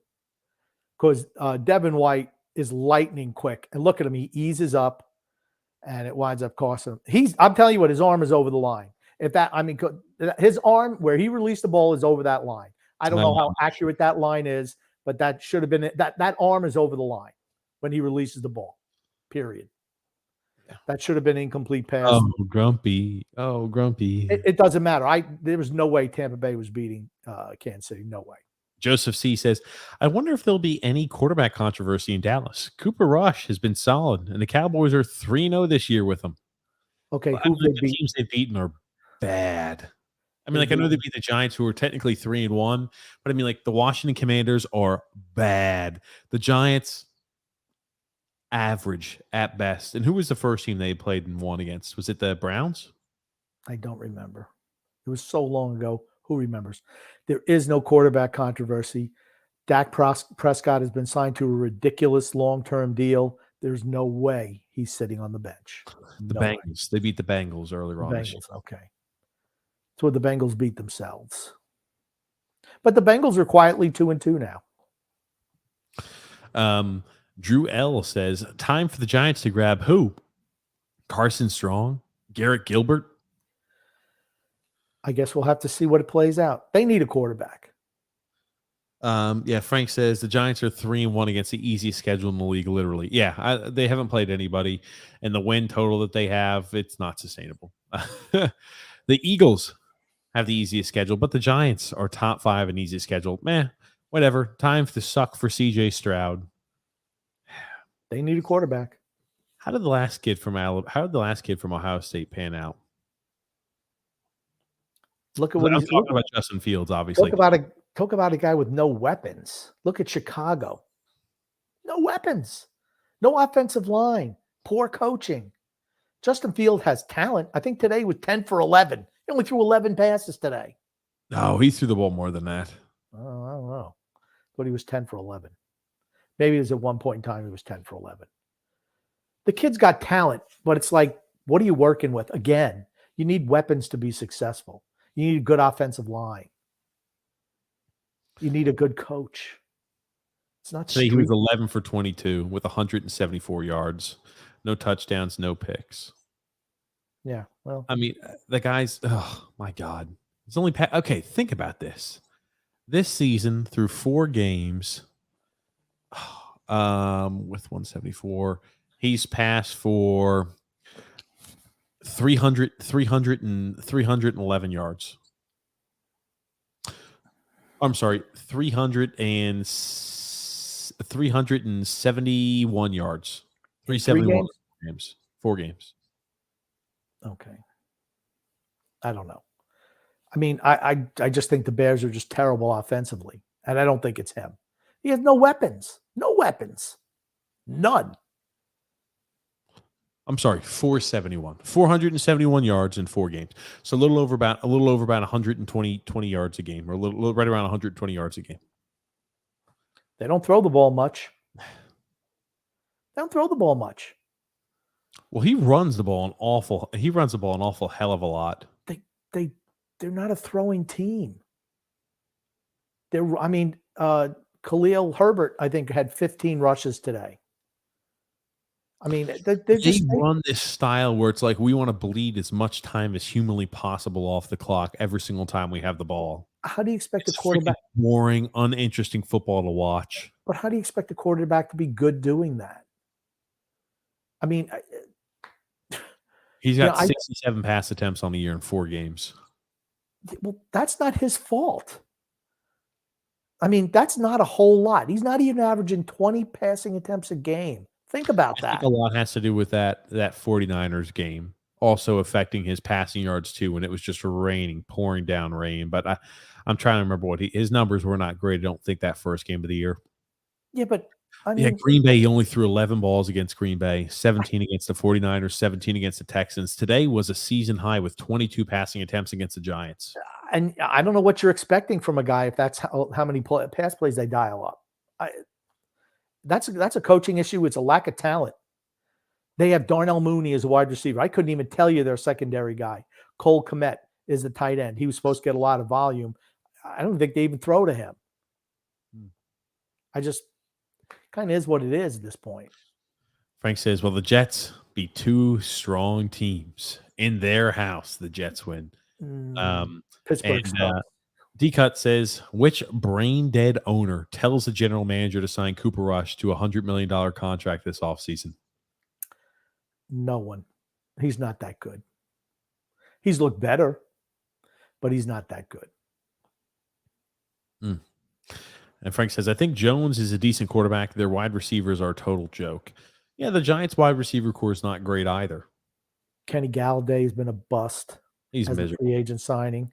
Complained last week before Shepard goes out. Tries to get himself off the team. Well, they can't get rid of him now. I mean, the James kid is like the number 1 target, and I don't even know who the tight end is. He's getting no receptions, Reese James. Okay. He had 1 reception for 9 yards this week. The tight end, I don't know who the tight end is. Some white kid. I think they have Rudolph still as a tight end too. No, Rudolph is with Tampa Bay. I don't know who it is, but he had some catches today. Daniel Jones did quite a bit of running today. A lot of naked bootlegs. Oh yeah, Kyle Rudolph. I'm sorry. Go ahead. A lot of naked bootlegs. 2 touchdowns from Daniel Jones. Same play for 2 touchdowns. Same exact play. Honestly, it's like Daniel Bellinger, Tanner Hudson, and Christian Myrick. It was Bellinger. I mean, you can't get beat on naked bootleg twice. Twice for touchdowns? How do you let that happen? Can't let that happen. Just like a mismatch. I mean, like they just had a miscommunication. It's as simple as that. You let the quarterback just sneak out, and he's he has an open pasture to run to. Twice? Stay at home. Your job as the rush end is stay at home. You cannot let a guy beat you around the edge. They did. Bailey's happy. The next Tom Brady. Patriots are in real trouble offensively. They're playing not to lose. That's when you get beat. Now, the Patriots' schedule really eases up for the next, I think, 5 or 6 weeks, kind of like last year. I mean, I think they have the Browns. I think they'll struggle to beat the Browns. I think they have the Jets. That game might be a struggle. But their defense is pretty good. Green Bay's offense isn't that good. People think, oh, well, Green Bay's offense isn't that good. No weapons. He's threw to the Dubes kid today. A couple, one for a touchdown, one he should have caught for a touchdown at the end of the game that he dropped. But they don't have a whole lot of weapons. I mean, I don't know what the Patriots, the rest of their schedule is, but they're teams they should beat. I think Buffalo is mixed in there. They'll get killed by Buffalo. But other than that, they should probably win 4 of the next 5 games, I think. I mean, D-Cut says Ryan Day just wanted to cover. The spread was 39. There you go. Got to do what you got to do. Blair returned back to earth. He dropped a wide open pass on 4th and 1. Oh. Again, you have a 18-point lead and you're going for it on 4th down. I just think that's dumb. Yeah, the game, you have total control of the game. Why would you do something like that? Just dumb. Like I said, football coaches, former football players, kind of dumb. They don't think. The brain's a little soft. Drew L says, I think Tisha has CT. That's why he said defensive back Cooper in Braid. There it is. There it is. Drew L said, also, Grumpy, I bet you were screaming at your TV with joy having Hawkinson today. I had him on my league too. I actually didn't watch too much of that game. I should have, but I didn't. I was watching the Jets and the Giants mostly with Buffalo, and I had the direct TV feed, so I'm kind of bouncing around. And before, Detroit, they've been putting up numbers, but they must be really bad defensively. They're struggling a little bit defensively. I watched them the last 2 weeks. I didn't watch today's game too much, but I'm like, yeah. Dan Campbell is a risky coach, to say the least.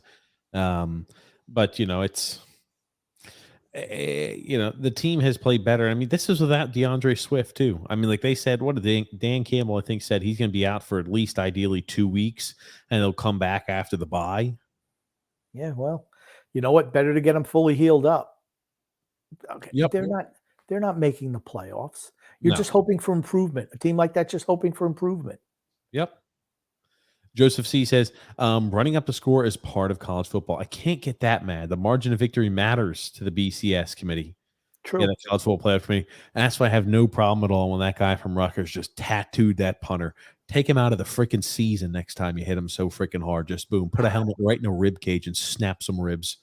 Don't go ahead and run on us on 4th and 2.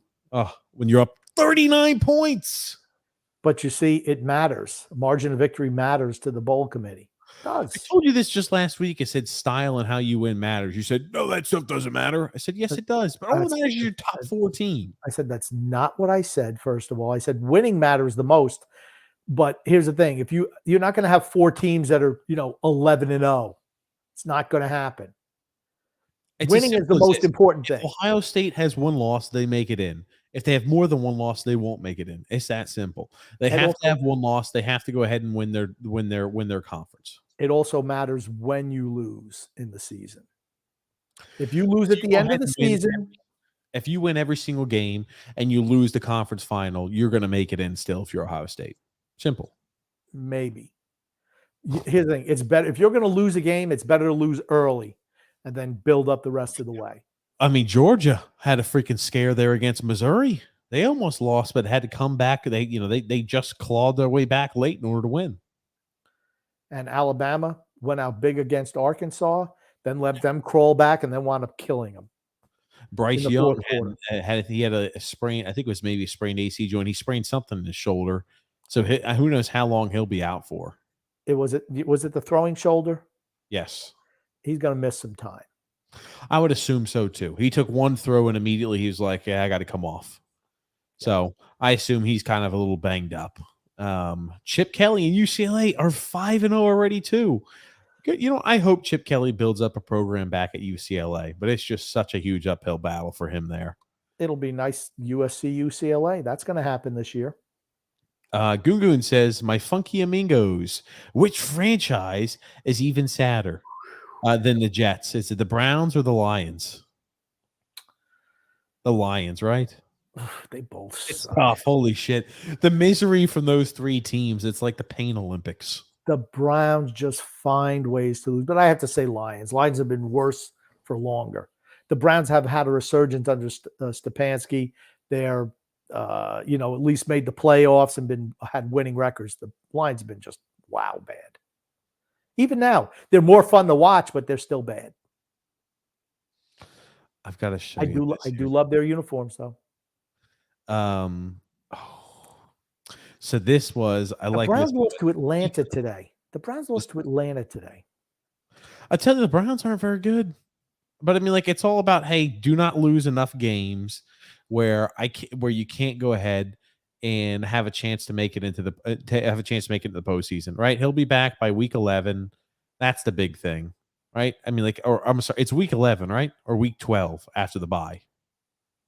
Deshaun Watson. I think he comes back week 13. Oh, is it week 13? Okay. Yeah.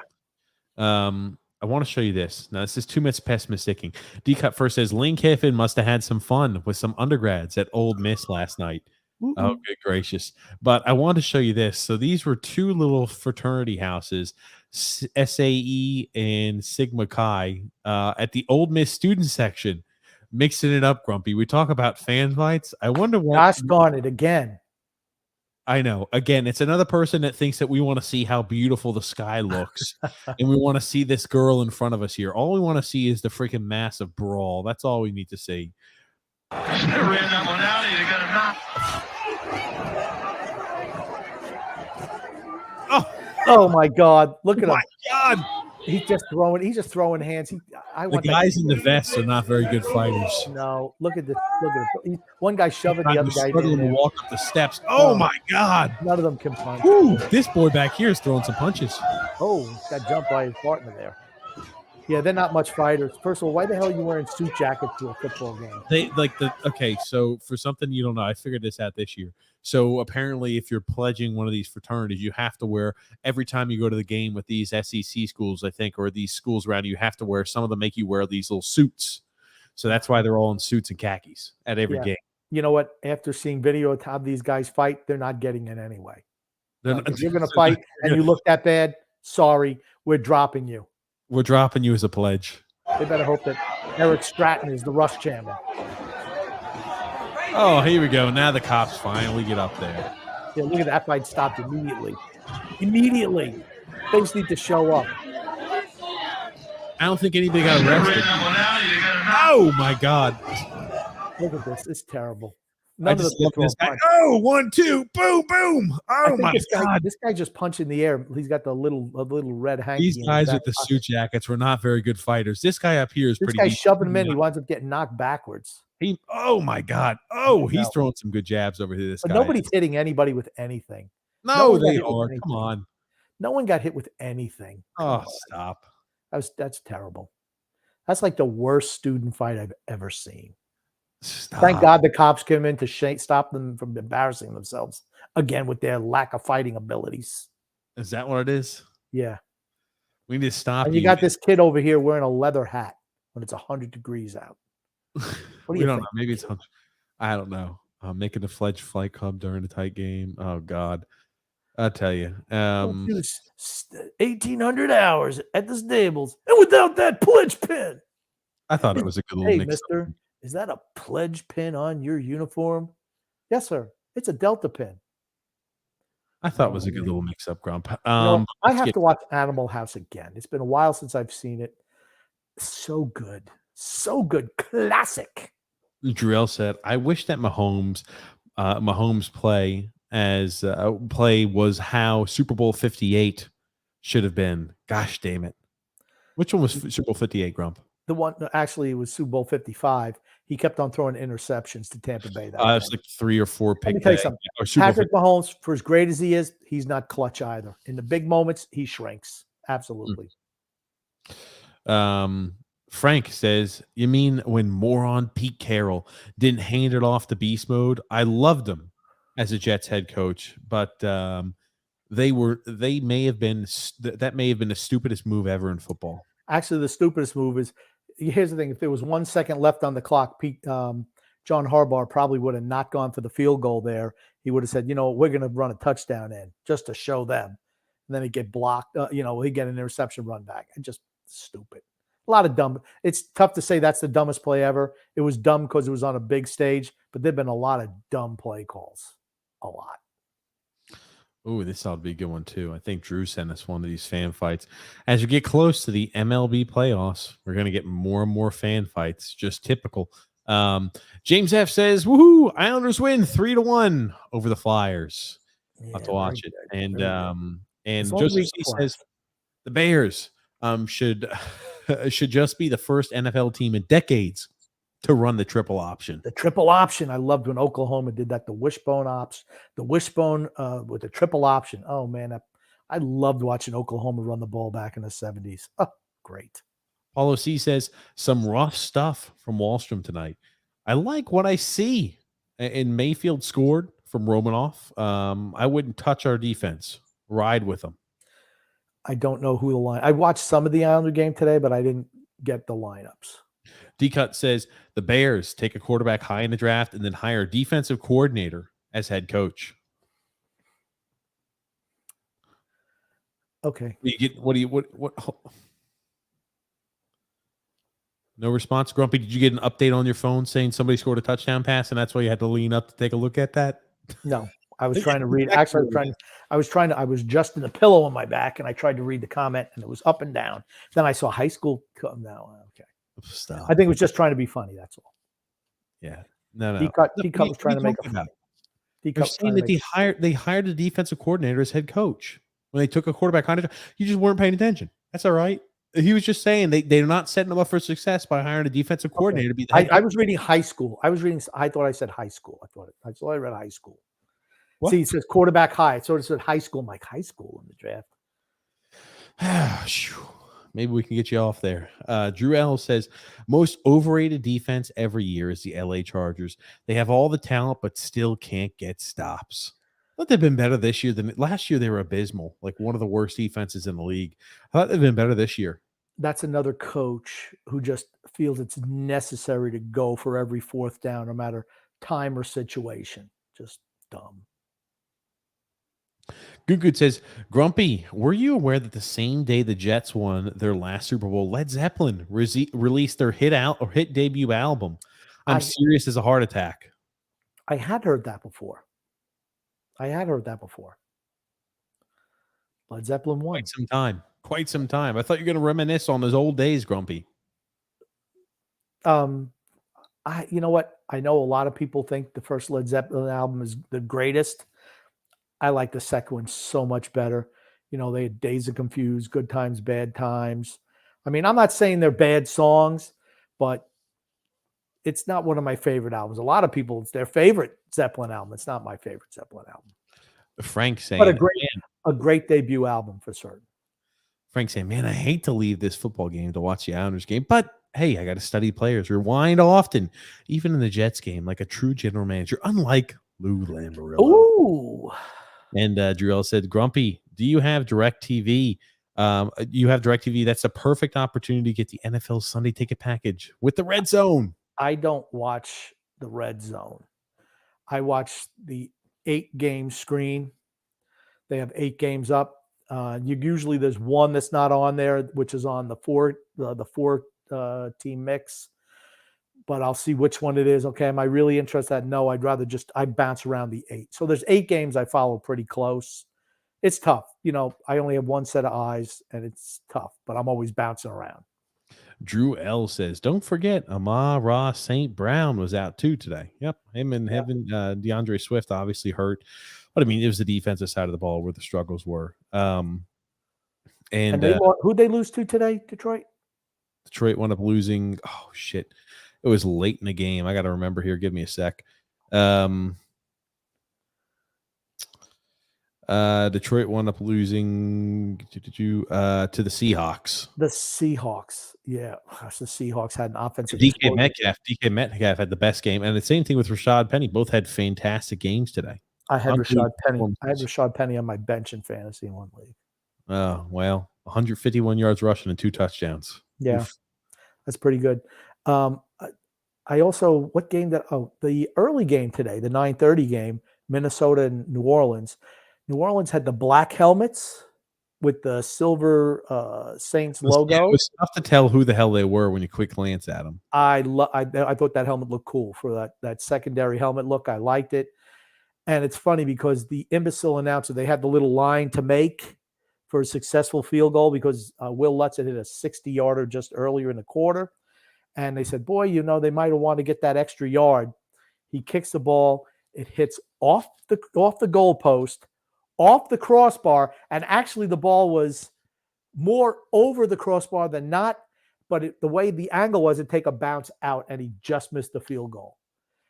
Then they even said if there was any breeze at all, that field goal would have been good. Or if they were half a yard closer, the field goal would have been good. As it was, they lose to Minnesota in the last second. Well, I'll tell you one thing. I hate those UK games. I absolutely hate them. It's just like when you watch the quality of football, the quality isn't there. And you could say maybe the quality struggled today because, like the Saints, how many guys did they have out? Michael Thomas, Alvin Kamara, Jameis Winston. Hell, they played better without Jameis Winston offensively. I was about to say Andy Dalton might be the better option than Jameis Winston. I'll tell you what, Chris Olave is the real deal at wide receiver, though. They have weapons. They just don't have the quarterback. Last year they didn't have weapons. Now they have weapons with no quarterback. Well, I was about to say, yeah. Well, here's the thing: they didn't have a quarterback either last year. I mean, Breeze was done. Or no, I'm sorry. Was Breeze still the quarterback then last year? Or No, did he retire? Last year was Winston and we got Taysom Hill. That's right. I was trying to remember who was after Taysom, because Taysom Hill the quarterback the entire year, or he kind of played that little bit of flex role. I don't remember. It doesn't matter. It was a blip. Drew L said, the good old SAE. I remember when I was in that fraternity. At my school. I'm glad I got out of there too. It was such a miserable experience there. So that could have been Drew that we were seeing just brawling it out. That could have been Drew in one of those later on down the road. Drew L also says, I was able to watch the NHL broadcast. It was like an AHL game. True. And State of Survival says, Grump, have you witnessed an Islanders Rangers fan fight? No, never actually been witness to that. And Adriel's saying, fuck the Mets. McNeil's the only guy worth a damn. I assume it's not good in Mets town then.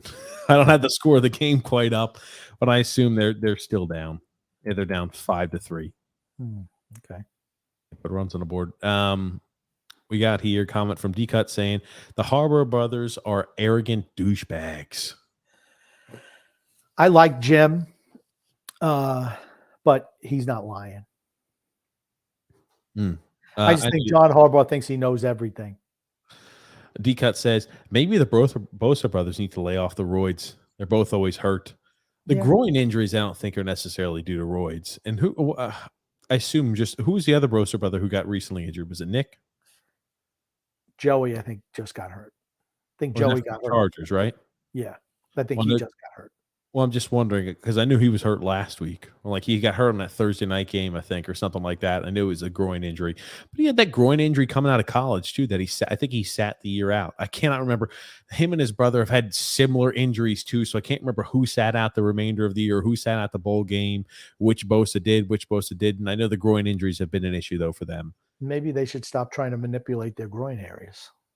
Goon says, was there ever nice segue into this comment? Was there ever a Three's Company episode that didn't involve some sort of misunderstanding or of the sexual nature? Nope, not a one. Not one.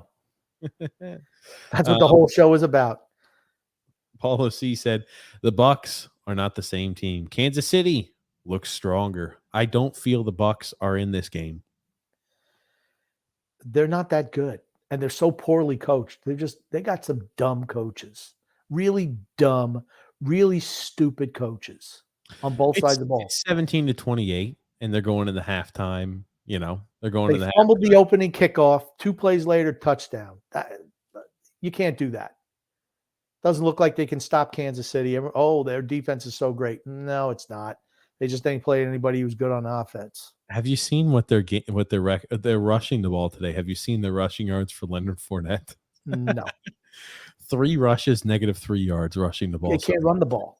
They're banged up. Their offense, like I said, they got from last year, I think they have 3 new starters. The whole interior offensive line is new. I don't even know if Donovan Smith is playing today, the left tackle. He's a guy who hurt his elbow like 6 years ago and still not able to get back on the field. Tristan Wirfs, he's been banged up early, but he's been in there. You got the rookie left guard who looks terrible, Shaq Mason, who's a shell of what he used to be, and Ron Haynes, who's taking over for Ryan Jensen at the center position. They can't run the ball. Cannot run the ball. Sounds like you know what you need to address come this year at the trade deadline. Paulo C said the Bucks are not the same. Oh, I'm sorry. We already read that one. Thanks. And Andriel said those Commanders uniforms are awful. Just change everything up. Change the color and everything. They're still the Redskins to me. Drew L says, speaking of Rashad Penny in Seattle, how was Kenneth Walker not running away with the starting job? What's the point in Seattle? What's the point of Seattle drafting him then too? I don't know. I think he's going to win the starting job by the end of the year. I think Kenneth Walker is a better overall back. Rashad Penny always gets injured. That's his bugaboo. He gets hurt. State of Survival said, do you guys like the CFL at all? Yeah, I keep up with it somewhat. Well, the way Tampa Bay plays offense, they usually just run the ball for a negative play on the first down.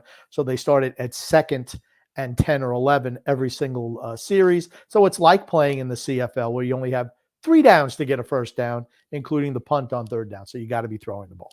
I was about to say, I remember the Edmonton Eskimos, the Saskatchewan Roughriders, the Winnipeg Blue Bombers. I'm trying to think Toronto Argonauts, the BC Lions, and they're like the Red Blacks, and they've got the Tiger Cats. But here's the thing. I couldn't tell you what the rankings of any of these. They had 2 teams called the freaking Rough Riders. They had 2 teams in the league. That's right, the Rough Riders. The Rough Riders, too. That's right. Yeah. Saskatchewan Rough Riders. They had 2 teams in the league called the Rough Riders. Ottawa, was the other one the Ottawa Rough Riders? I could not tell you. Yeah, I think it was the Ottawa Rough Riders and the Saskatchewan. Maybe those are Ottawa Black, but maybe those are the Ottawa. They changed their name. But back in the day, you had 2 teams with the same freaking team name. I mean, when you go in and say, all right, I know you want to be a Rough Rider, but come on, fellas, call your team name something else. Like the Toronto Argonauts. I remember that. Yep, the Toronto Argonauts. Yeah. The Winnipeg Blue Bombers. Yeah. The Edmonton Eskimos. They changed the Montreal Alouettes. Yeah. D-Cut says Marcus Mariota and Trubisky both suck. How did the Falcons and the Steelers expect anything more? They didn't. Yep. I think that the Atlanta Falcons came into the season just expecting, hey, we're going to suck ass. We need to get a quarterback next year early.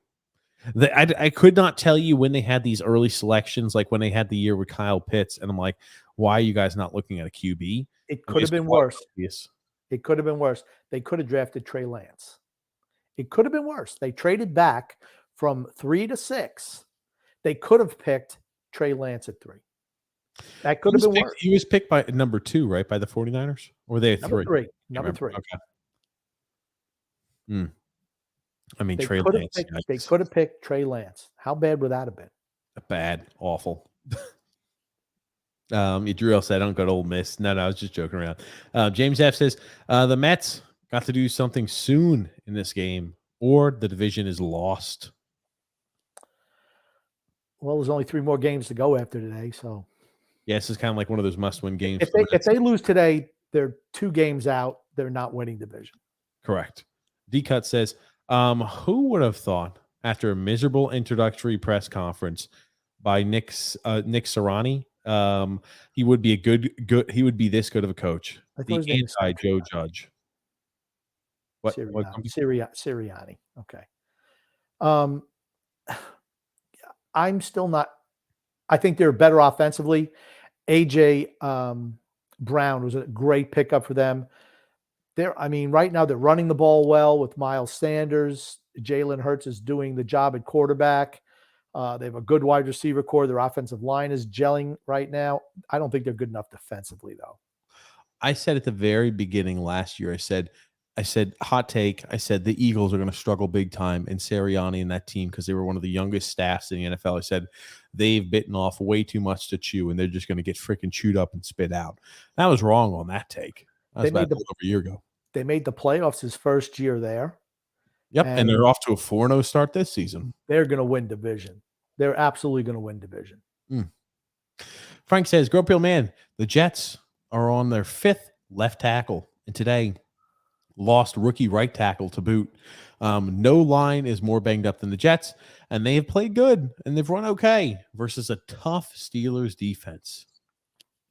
They put too many eggs in the fat boy basket instead of drafting somebody. That's who I would have drafted an offensive tackle with the first pick at number 4, I think it was, right? Yeah. That's what I would have done. Drew L said, I saw that Ohtani only got an extension for a year. It makes me question how much longer does he have in LA? Interesting question. 1 year, $30 million. It's the largest contract I think that's been handed out for one of those arbitration or pre-arbitration players. I can't remember what it is, or during arbitration eligible players. It's the largest contract that's been handed out for an arbitration eligible player. Okay. 1 year, $30 million contract. Good for him. Good for him. Seems like a nice guy. You don't hear anything about him except, he plays ball. Good for him. Frank's saying they're lucky they didn't have Flacco, a.k.a. the statue. Zach Wilson really helped earn that victory along with the defense today. If they can keep that kid healthy, I think the Jets have something there. Gungun says, who is less talented? Oh, that's a good question. Why don't you read this? I'd have to say Scott Baio over Joe Piscopo. Joe Piscopo was on Saturday Night Live. Scott Baio was on Joni Loves Chachi and also Happy Days. So he played Chachi on Happy Days, and he got his own spinoff. James F. said Penn State 5-0, a big game versus Michigan next. Now you're starting to get into the meat of the conference schedules.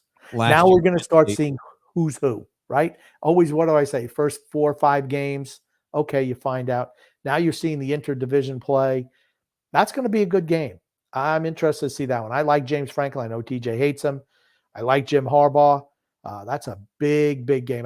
Where is it being played? I don't know where it's going to be played. Michigan wins that game. I don't even know. I can't even tell you what the price. I know Michigan's going to win that game. Is it because you hate James Franklin?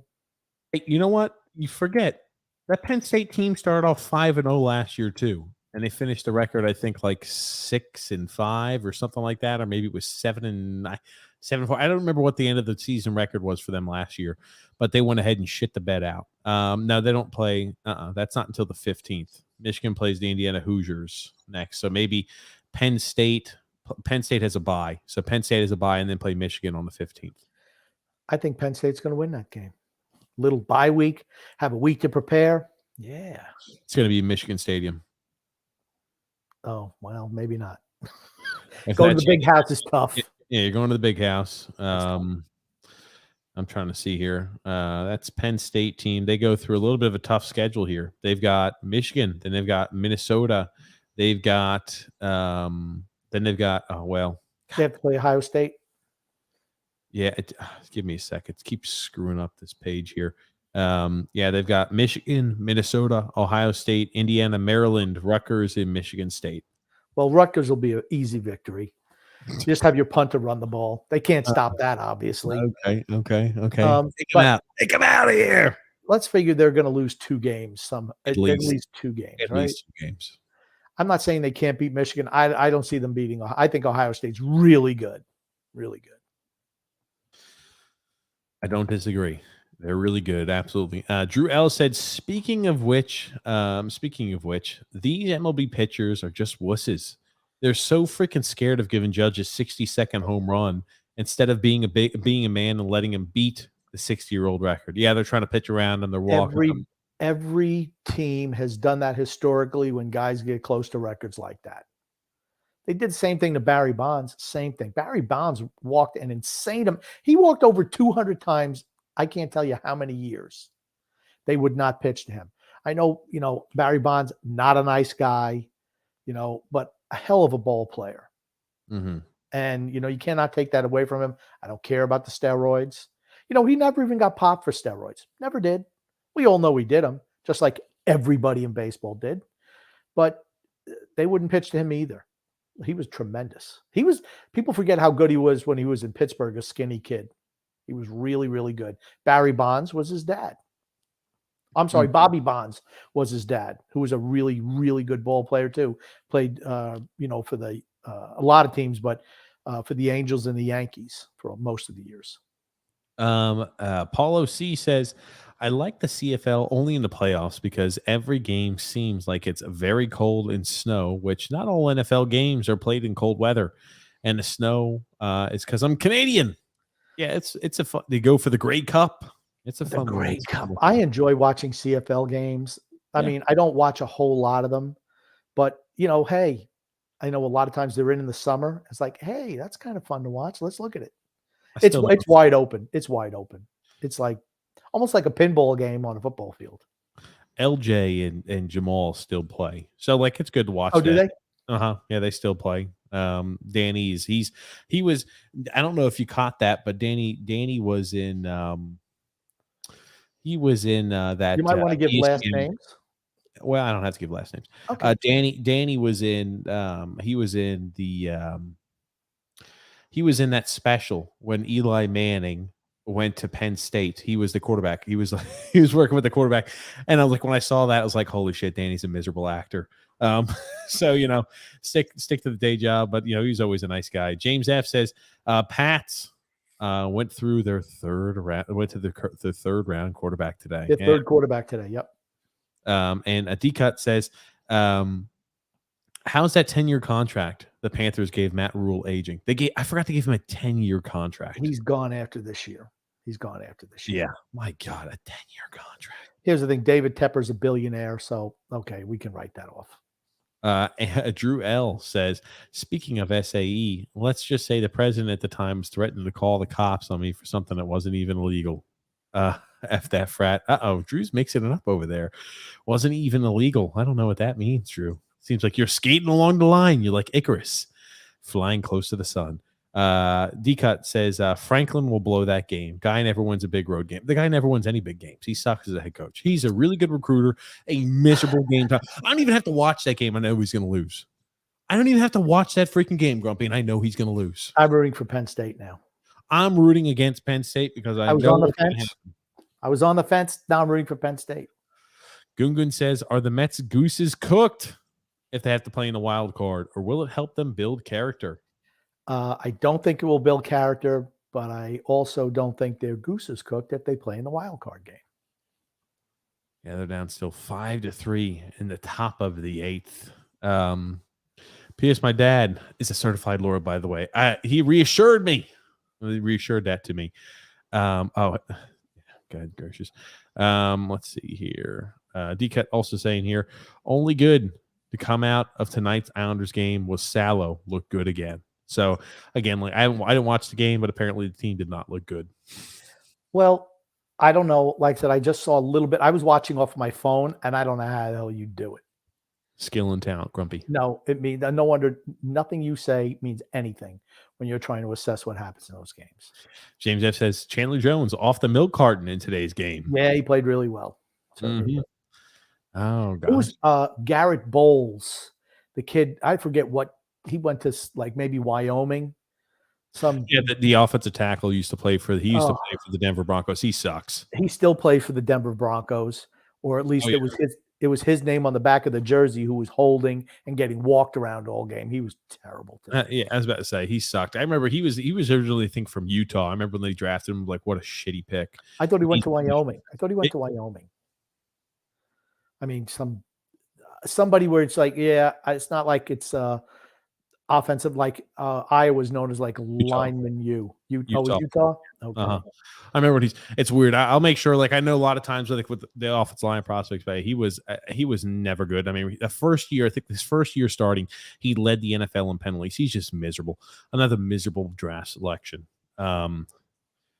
Frank says, this game is over, Grumpy Old Man. Your boy Tommy is stressing about how his Brazilian bitch is going to rob him of his hard-earned money. She makes more money than he does, or is worth more, so he should actually come out okay on that. James Depp said, guys, if you had a choice in movies, Lord of the Rings or Star Wars? Star Wars. Lord of the Rings. Oh, please.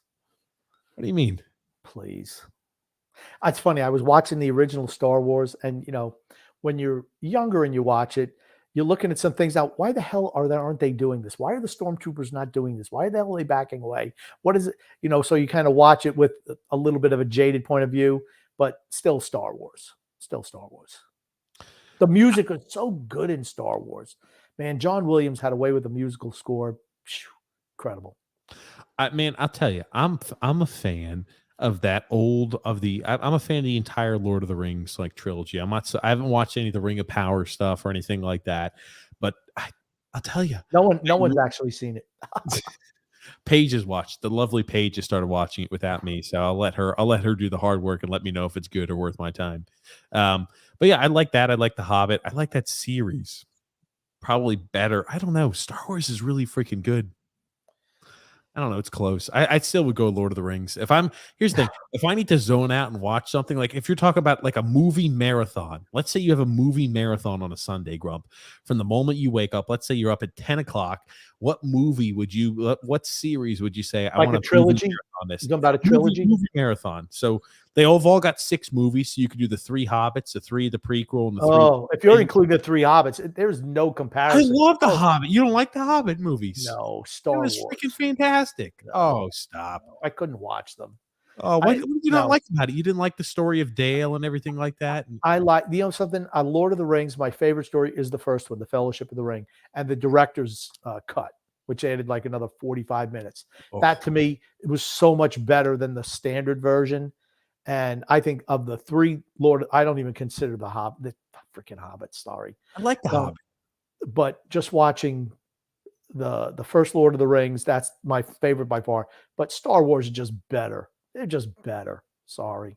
But now, if you're to go in trilogy, Godfather trilogy. Oh, no. We just said between these 2.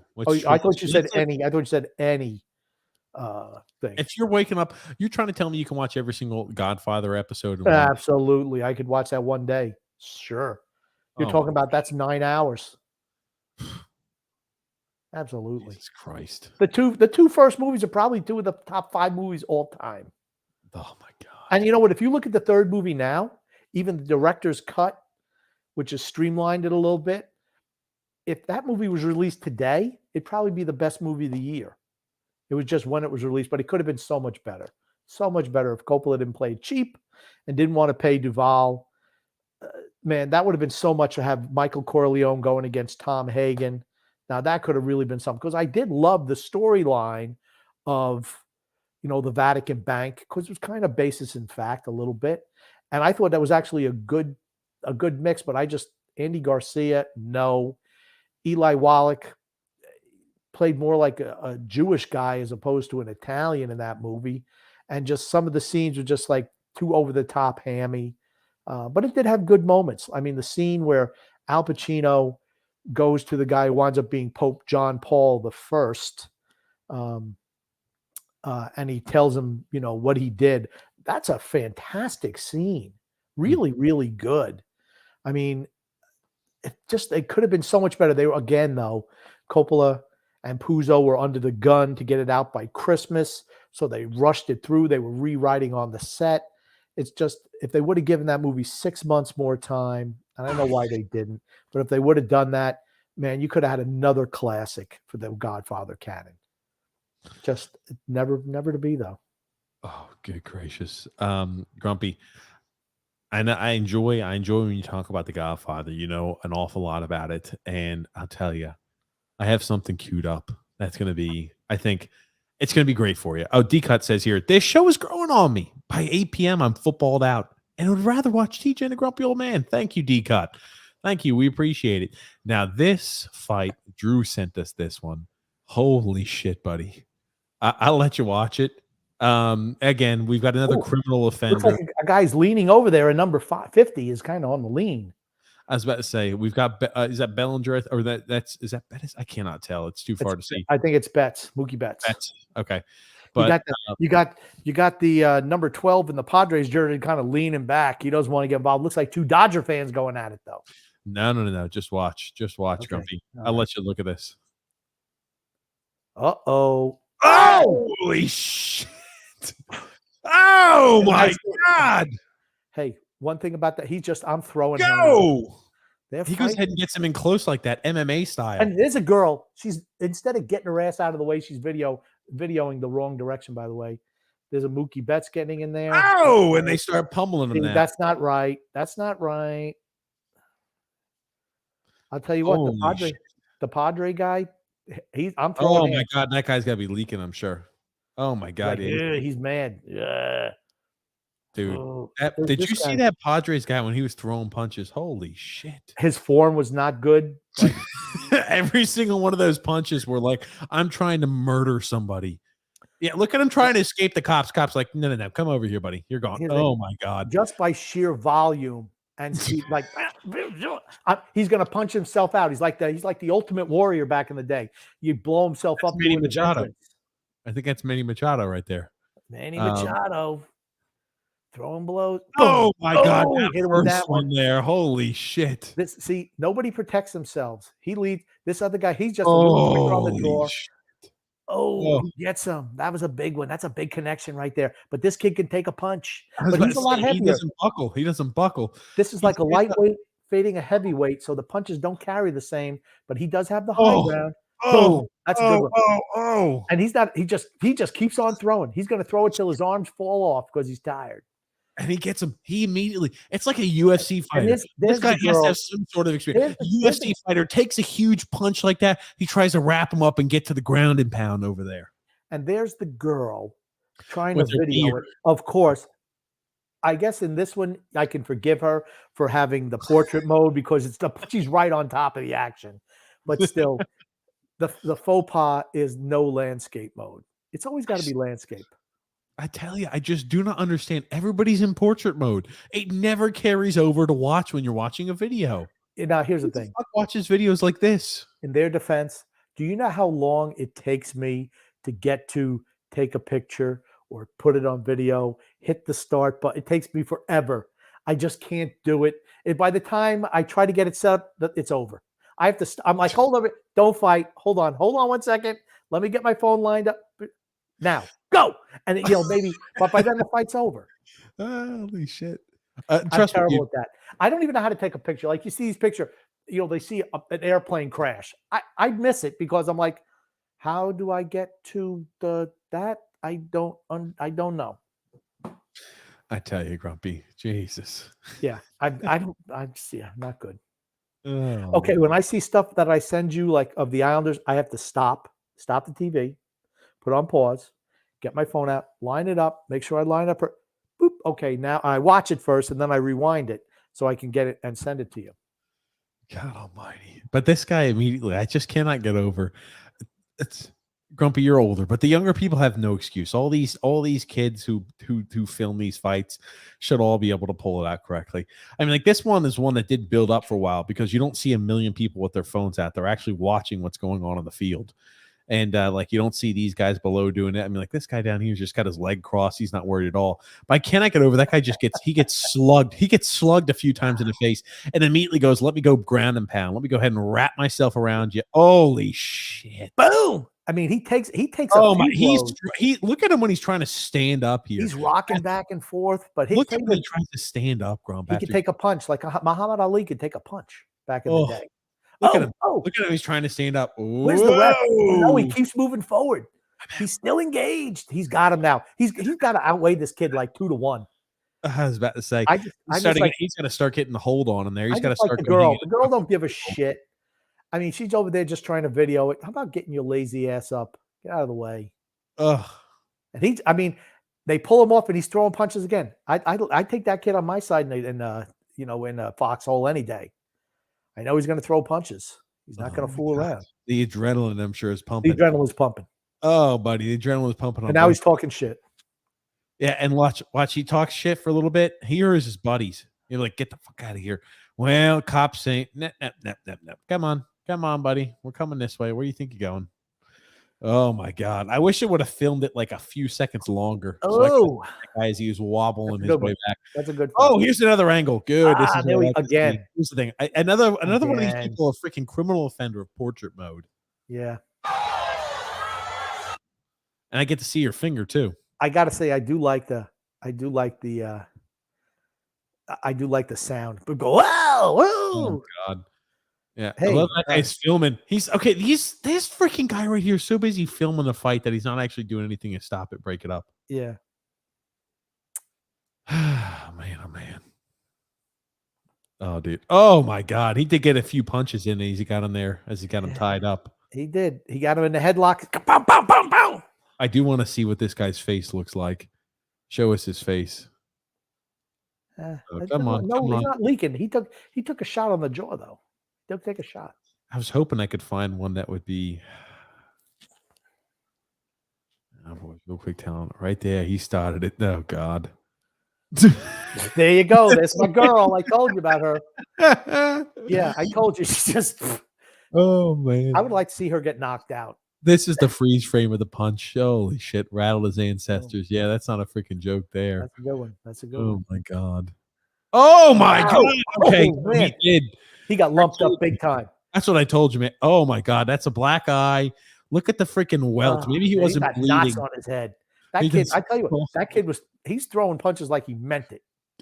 That's what I told you. He connected on those things. I was like, holy shit. He got hammered, Yeah. and he still was able to stand up and hold his water. Good for him. Can I just tell you something? Yeah. This just came across my feed. J.J. Watt fights back tears. He chokes up as he discusses looking at the ultrasounds of his future son against the ultrasound of his own heart. Again, all about me, J.J. Watt. I'm sorry. I've had enough of that guy. Just stop. He's a shameless self-promoter. I hate that guy. He's a total me guy. Might be the nicest guy in the world, but my gosh, everything is look at me. Look at how great I am. Look at how wonderful I am. I want to be NFL Man of the Year. He's out politicking for NFL Man of the Year for what I did in Houston. I raised this. I did. Stop. Just do it because let someone else recognize you, like Mike Evans. You know how hard I am on Mike Evans. He's a class act. This guy's a freaking. I'm sorry. No for him. Big no. Got another one here too. This is like between England and Germany fans. Oh boy. I'll tell you one thing. Yeah, they're not Hitler and Churchill going to be going at it, I think. Yeah, dude. I'll tell you one thing. The ferocity between these, or at least from these UK fans, are always. I see some dancing. Yeah, it's not like we're not gonna. I don't think see too much, but like boy. you just see a whole bunch of people start charging in. Like now, I don't know if you saw what happened in Indonesia, but there was like 125 people who had died in Indonesia. cops- You can't see too much. They shot tear gas into the stands and people got trampled to death. Yeah. They had some people go ahead and rush. You ever notice when there's the fight, everybody thinks they're kind of a dancer. Do-do-do-do-do. You know, you think about it. You ever seen the movie West Side Story? Yeah.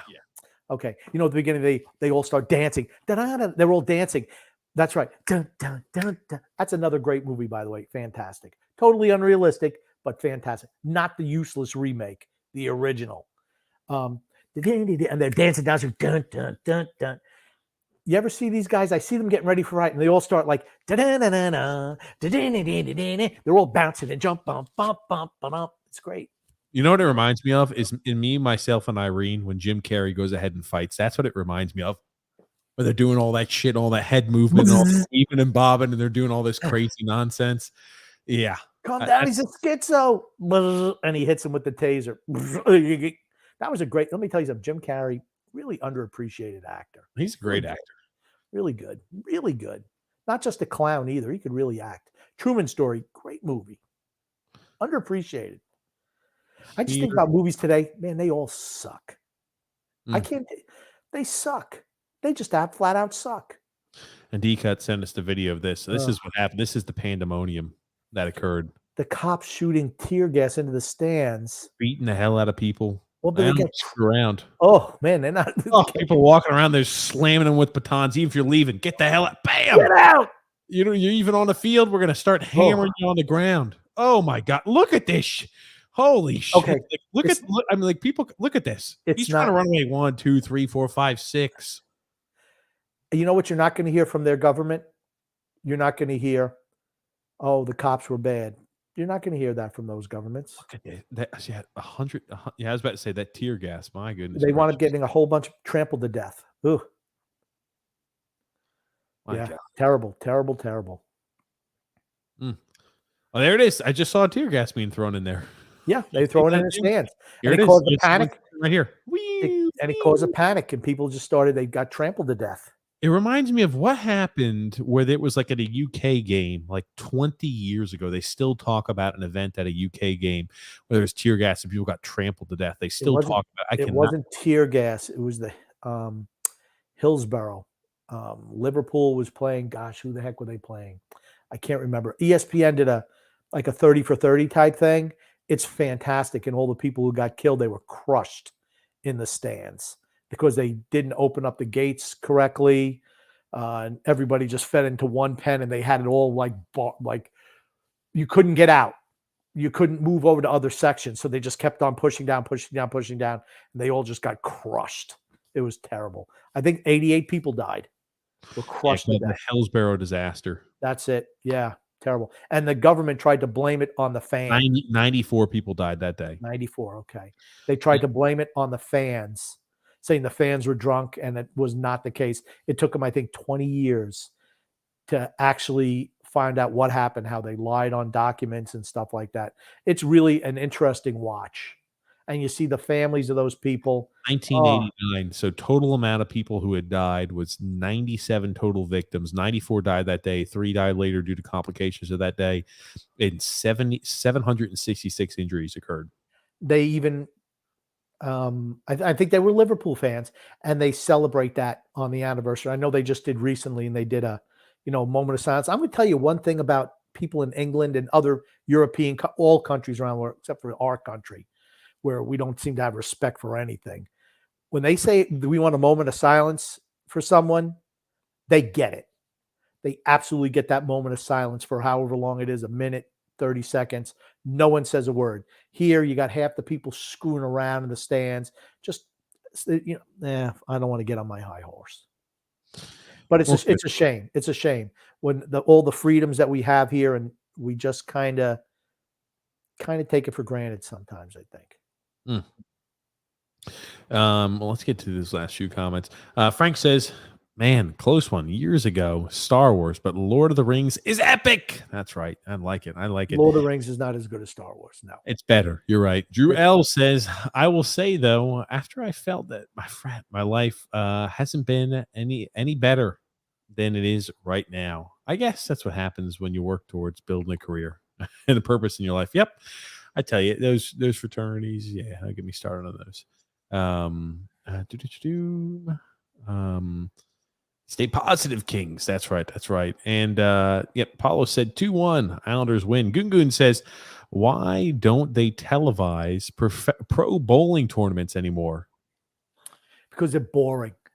They tried to make it more flashy by having the bowlers be, showboaters and, having the flashy lanes, but it's freaking bowling. I like watching bowling. I can't watch bowling. You gotta be drunk to watch bowling. I remember they used to have them on every Sunday. During the off season, it would be every Sunday. They used to have bowling they used to have it on ESPN like at 1 o'clock in the afternoon when they're showing NFL games. ESPN would have bowling.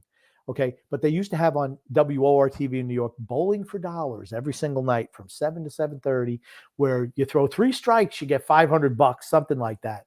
And that was always fun. Or celebrity bowling was also good. I also like the Battle of the Network Stars. That was really good. Howard Cosell. Howard Cosell with the girls. None of them wore bras. And Howard was lecherous at best. That's the nicest way I could put it. D-Cut says HBO combined Godfather 1 and 2, putting them in chronological order and adding some scenes that were cut from the originals. It was amazing, Grump. I saw it. That'll probably be the next money grab from Francis Ford Coppola. I'm surprised they didn't do it for this latest release. That's what I was hoping they would do. I'd hope is they give us all the individual movies, and then have the Godfather epic, I believe is what it was called. Gungun says, do you think that Hyman Roth ultimately regretted trying to double cross Mikey C? Yeah, I think so. Took a bullet to the gut, took a bullet to the belly. It finished him off. Mm. And damn, it's like an average American protest. Oh God. Grumpy, how is the pizza and Chinese food in North Carolina? Can't see it being anywhere near as good as New York's. It's not. There was a pizza place here that was really good, which I enjoyed. They moved Rotelli's? away. Rotelli's, really good. Yeah. Chinese food, it's hard. There was a place that was pretty good here. Nobody has spare ribs down here, though, and certainly no boneless spare ribs. So that's an issue as far as I'm concerned. I like the boneless spare ribs. You can just go and get that at Costco's or Sam's and cook it up yourself. They don't have boneless spare ribs. Okay, stop. You don't know anything about Chinese food. Just stop. All right. They've got it there, Grumpy. I get pork belly, and I'll go ahead and mix it up with some ramen and miso Like soup. I said, you don't know anything about Chinese food. But What do you mean I don't know anything about Chinese food? I just explained it to you. I made it really simple for you. But I found a couple of places that I like, but it's not the same as New York. It's not. Frank said, sad they had to throw those in the stands. Absolutely. I know you asked this for Grumpy, though, so I'm interested to see what he has to say. But he said, hey, there's no way. New York is obviously better, though. It's not bad, but obviously New York's better. Paulo C said, I like women's curling. Hard. When I scrub that. I like curling, too. I enjoy watching curling. Yeah. And for something that really shouldn't be interesting, I watch it every time. Maybe it's a guilty pleasure sport for me, curling. Mike Evans is so good. Sheesh. He's good when they're losing. He's a real good stat stuffer, really good. Tampa Bay will be okay. I think they'll get better as the season goes on. They start getting their guys healthy. I mean, I know Godwin and Julio came back today, but they're still banged up. You know that. So, and their offensive line has to get better. I know they're hoping Jensen can come back. He got hurt the first day of practice. They put him on injured reserve. That they're hoping he can come back for the end of the year. Who knows? It would help. Well, Grump, man, we're here at the end of the show. What do you want to say before we wrap things up today? I want to say love and laughter to everyone who listens and even those who don't, from TJ and the Grumpy Old Man. Thanks, everybody, for tuning into the show. We will see you guys live this upcoming Thursday, 9 p.m. Eastern Standard Time. Thanks again, Grumpy, for your time, as always, and thank you, everybody, for tuning in. And we'll see you live Thursday at 9. Grumpy, you say that one thing you always say. My pleasure. Yes. Thanks.